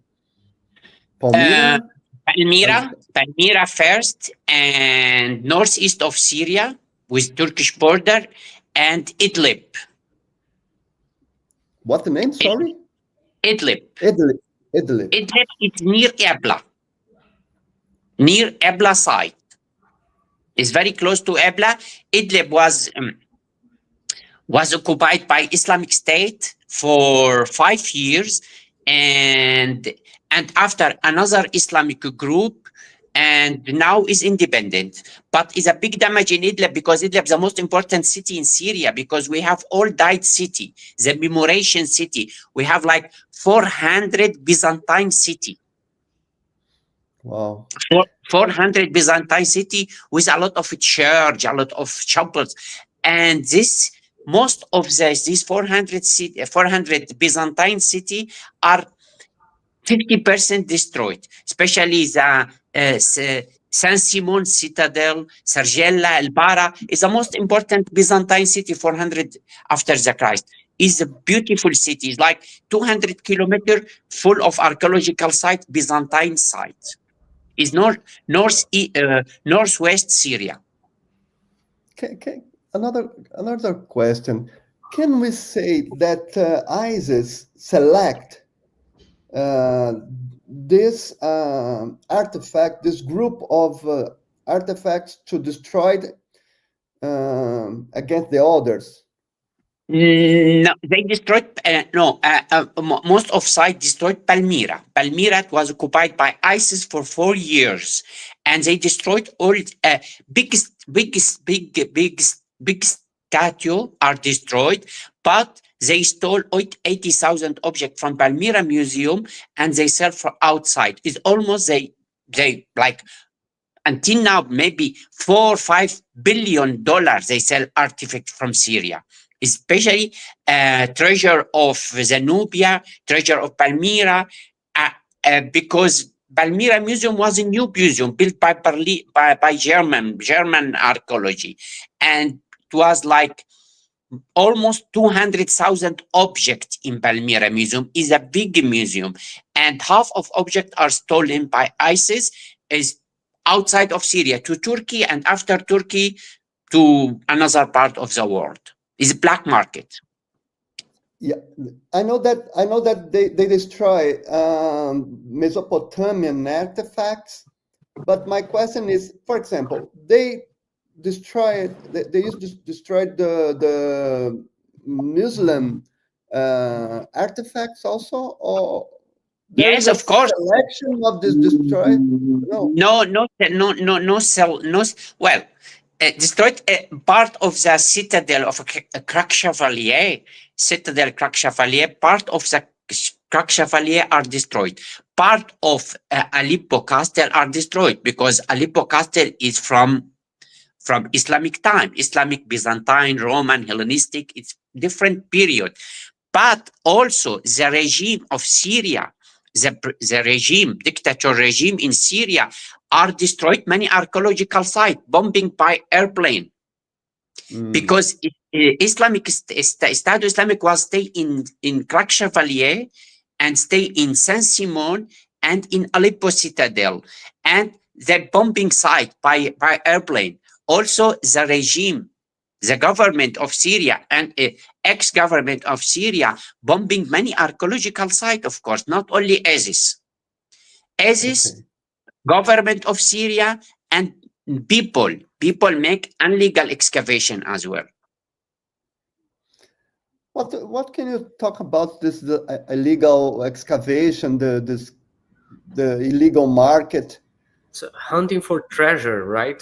They are hunting for treasure. Yes, for treasure. Just for treasure, because in Syria we have like 1 million archaeological sites, like a tell, artificial mound.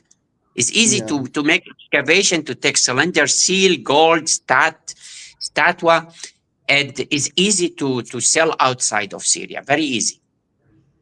Many archaeological sites. Who used to purchase these artifacts? Europeans, North Americans? From Japanese, American, European, Turkish, Russian. Oh, in Russia a lot. Basically, rich people. That's the people that pursue this artifacts.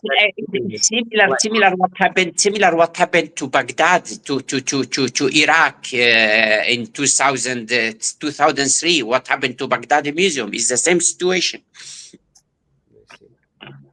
Yes, but now we cover everything because Syria is full of archaeological sites. It is, but now start to recover a lot of things. Good news. Yeah, about the people today that lived there. You mean the situation? About the daily life, the normal. Now it's good. Now it's good. Now it's good because the economic punishment are hung up just 1 month ago, and now situation start much better than before. Energy, electricity, water, gas, everything is come back, and many archaeological missions are come back to Syria, and we will have a conference in Lyon next month. In Lyon is Near East International Conference. We'll talk about Syria, and we will ask for a lot of help to make restoration to many archaeological sites, restoration and documentation and survey. Interesting. And if you like a university and archaeological museum, if they want to work in Syria, you will come. In any archaeological site, Babylonian, Akkadian, Byzantine, Aramaic, there are many archaeological sites waiting for excavation. Okay, that's nice and Marcio. Yeah. There's opportunity to do some work in order to save, at least save the information. But we have the privilege to have you in Brazil and provide us with inside information. That's really pressure for us, especially. And we can talk about, and but in Brazil we have limited reach in this sense. I know, but you will come, and I will help a lot. If you go to Syria, I will help a lot to support the people Brazilian, because the relation between Brazil and Syria are very good and very friendly. And I will give my big support if somebody want to come to Syria, even if the student want to make training with other mission, German, American mission. Now we have German mission start to work in Aleppo. And Colin Meyer, I don't know if you know, from Tübingen University. Tübingen. No, we don't. Yeah, but start Roma University La Sapienza, come back to EBLA next year with Professor Paulo Mathieu. I see. We Yeah, have they start. We have a student, Anselmo. He's our supporter today with Julia and Leandro. Julia, could put Anselmo. Hello, He has a question. hello. Sorry for interrupting. I have a question for Professor Ahmed. Professor Ahmed, I'm sorry if I didn't understand it right. You talked about the site of Mari, about EBLA, and I was curious about this destruction caused by Daesh. If you were talking about destruction attacks to the site of Mari, Tel Hariri specifically, Tel Hariri, yeah, yeah.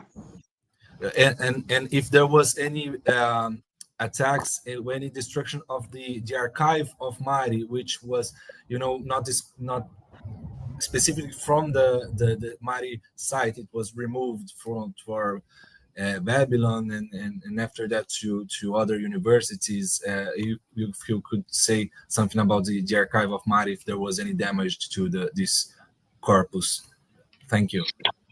The site of Mari, archaeological site of Mari is a big damage. Archaeological site of Mari, especially the Palace of Zimrilim. Palace of Zimrilim completely damaged because Mari, Mari in the border of Iraq, very close to the border, like 200 meters to the border. And unfortunately, many archaeological mafia, people and archaeological mafia coming from Iraq to excavate in Mari, not excavate, illegal excavation. And Zimrilim Palace and the temple, 3 temples in Mari was destroyed, completely destroyed. And the problem in Mari, the building of Mari all is mud brick, and all very close to Euphrates, and water of Euphrates sometimes covered to the site, and the water very salty, and many things destroyed natural, and many part of the site destroyed by people and illegal excavation. But the archive of Mari are safe in their Zor Museum, are very safe, because archive in Mari, some part of archive in Damascus Museum, big part in Damascus Museum and in Aleppo Museum and there is Zor Museum. But archive Mari is absolutely safe, nothing stolen, only site. Okay, thank you so much for answering this question, Professor. And if you are interested of Mari, we'll start excavation in Mari in 2 years. Oh, that's good news. That's good news. Excellent. Excellent. I don't know if you have any question from YouTube or comment.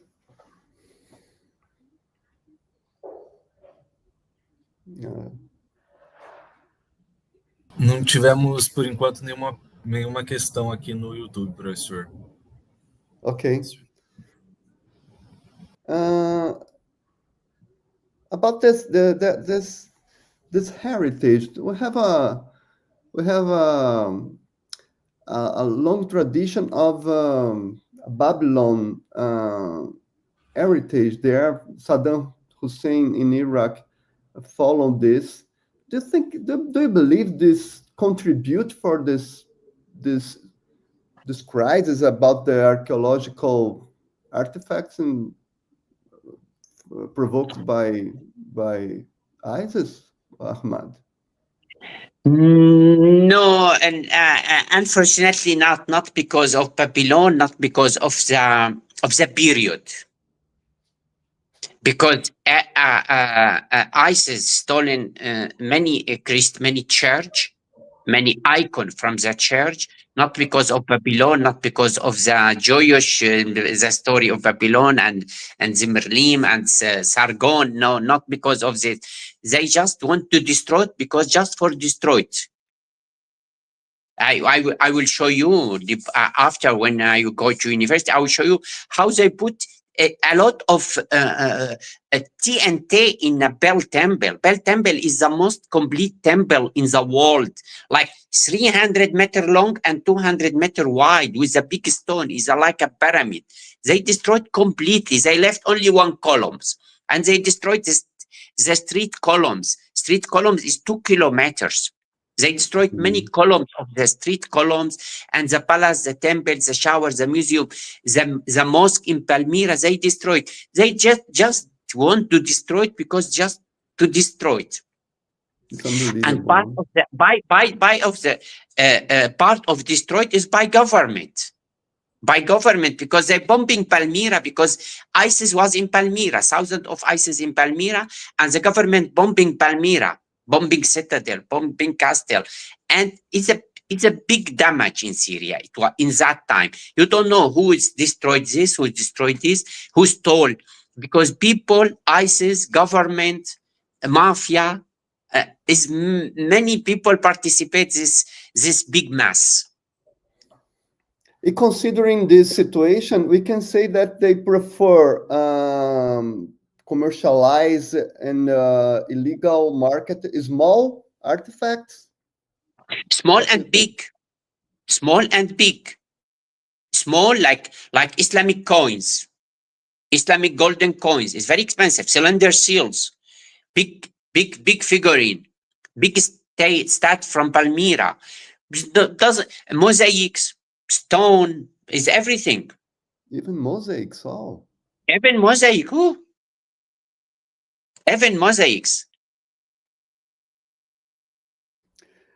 In the tragic situation that we can see these artifacts tomorrow, metaphorically saying, in some museum, because today in the hands of a person in Russia, now the hand of person, yeah. But tomorrow, 100 tomorrow years, maybe in a museum. Yeah, sure, certainly. Professor Cormichiara has a question. She has a question, and she asks you, what's the situation with the new government? The situation with the new government now are good, because after the meeting with the new president, well, the new president, he was from Islamic party, but now he changed completely. After the meeting, Trump with the new president, and Trump and the new president with with Macron, and the situation much better. Now Syria very open to the world. Situation in Syria getting better and better. I think next year will be very good situation in Syria. And now since 2 months and up to now, they signed many agreements with many countries in the world to come back to Syria to make a big restoration in Syria, big building for all economy, industry, electricity, water, gas, oil. Is now a lot of money coming to Syria. Only today they signed contract with American company with $7 billion to restore all the gas field and petroleum field. And we signed agreement 2 days ago as well with UNESCO to help with archaeological site. But the new government is doing well now, and many people are refugees coming back to Syria almost since 6 months until now. Come back to Syria, almost 3 million refugees come back from Turkey, from Lebanon, some from Europe and from Jordan and from Egypt. They come back to Syria. Some of them has a lot of money to make a lot of investment in Syria. Now Syria very open for investment for a lot of people. Even now, I think soon we'll sign agreement peace between Syria and Israel. I see. I've met one of your colleagues, a refugee, at Stanford. He was there when I was there too. I don't know if you remember him. It's Tayer Yarta.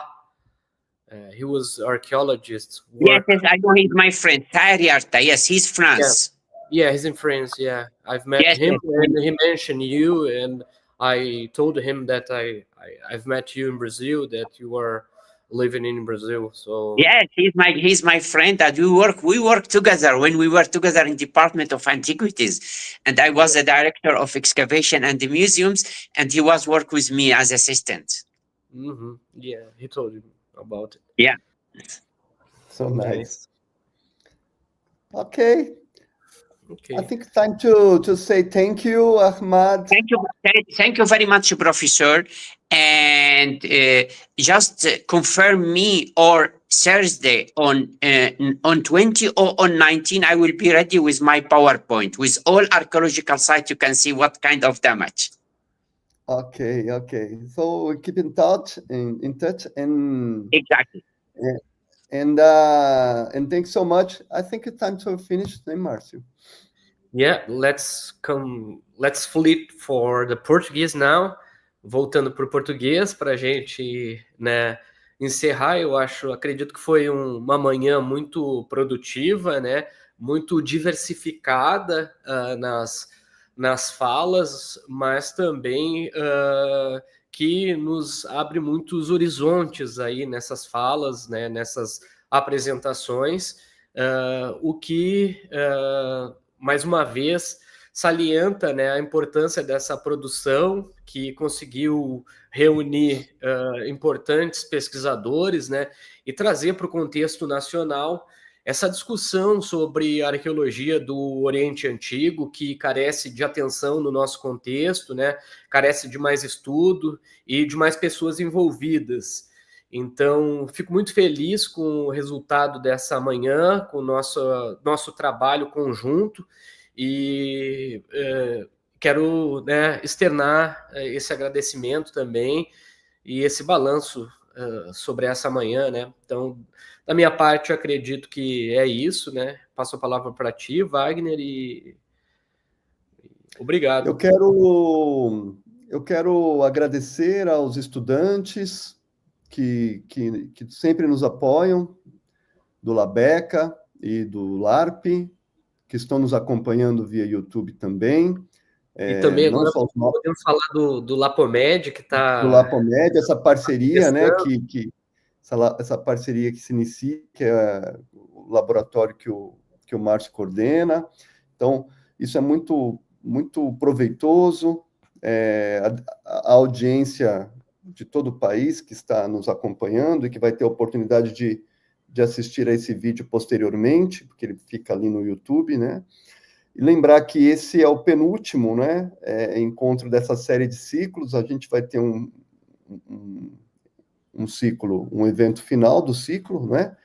Ainda a definir a data, e dizer que, na minha opinião, foi um sucesso importante. Eu acho que é uma oportunidade de apresentar esse Oriente, né, esse Médio Oriente, pela perspectiva da arqueologia, sob muitas facetas diferentes, não é?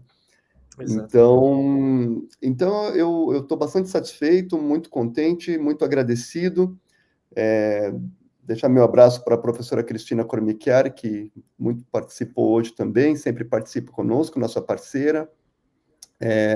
E agradecer mais uma vez ao amigo Márcio, que está comigo aqui, e em breve apresentamos a todos a data e o horário do nosso próximo encontro. Um forte abraço, nos vemos em breve. Tchau, pessoal. Tchau.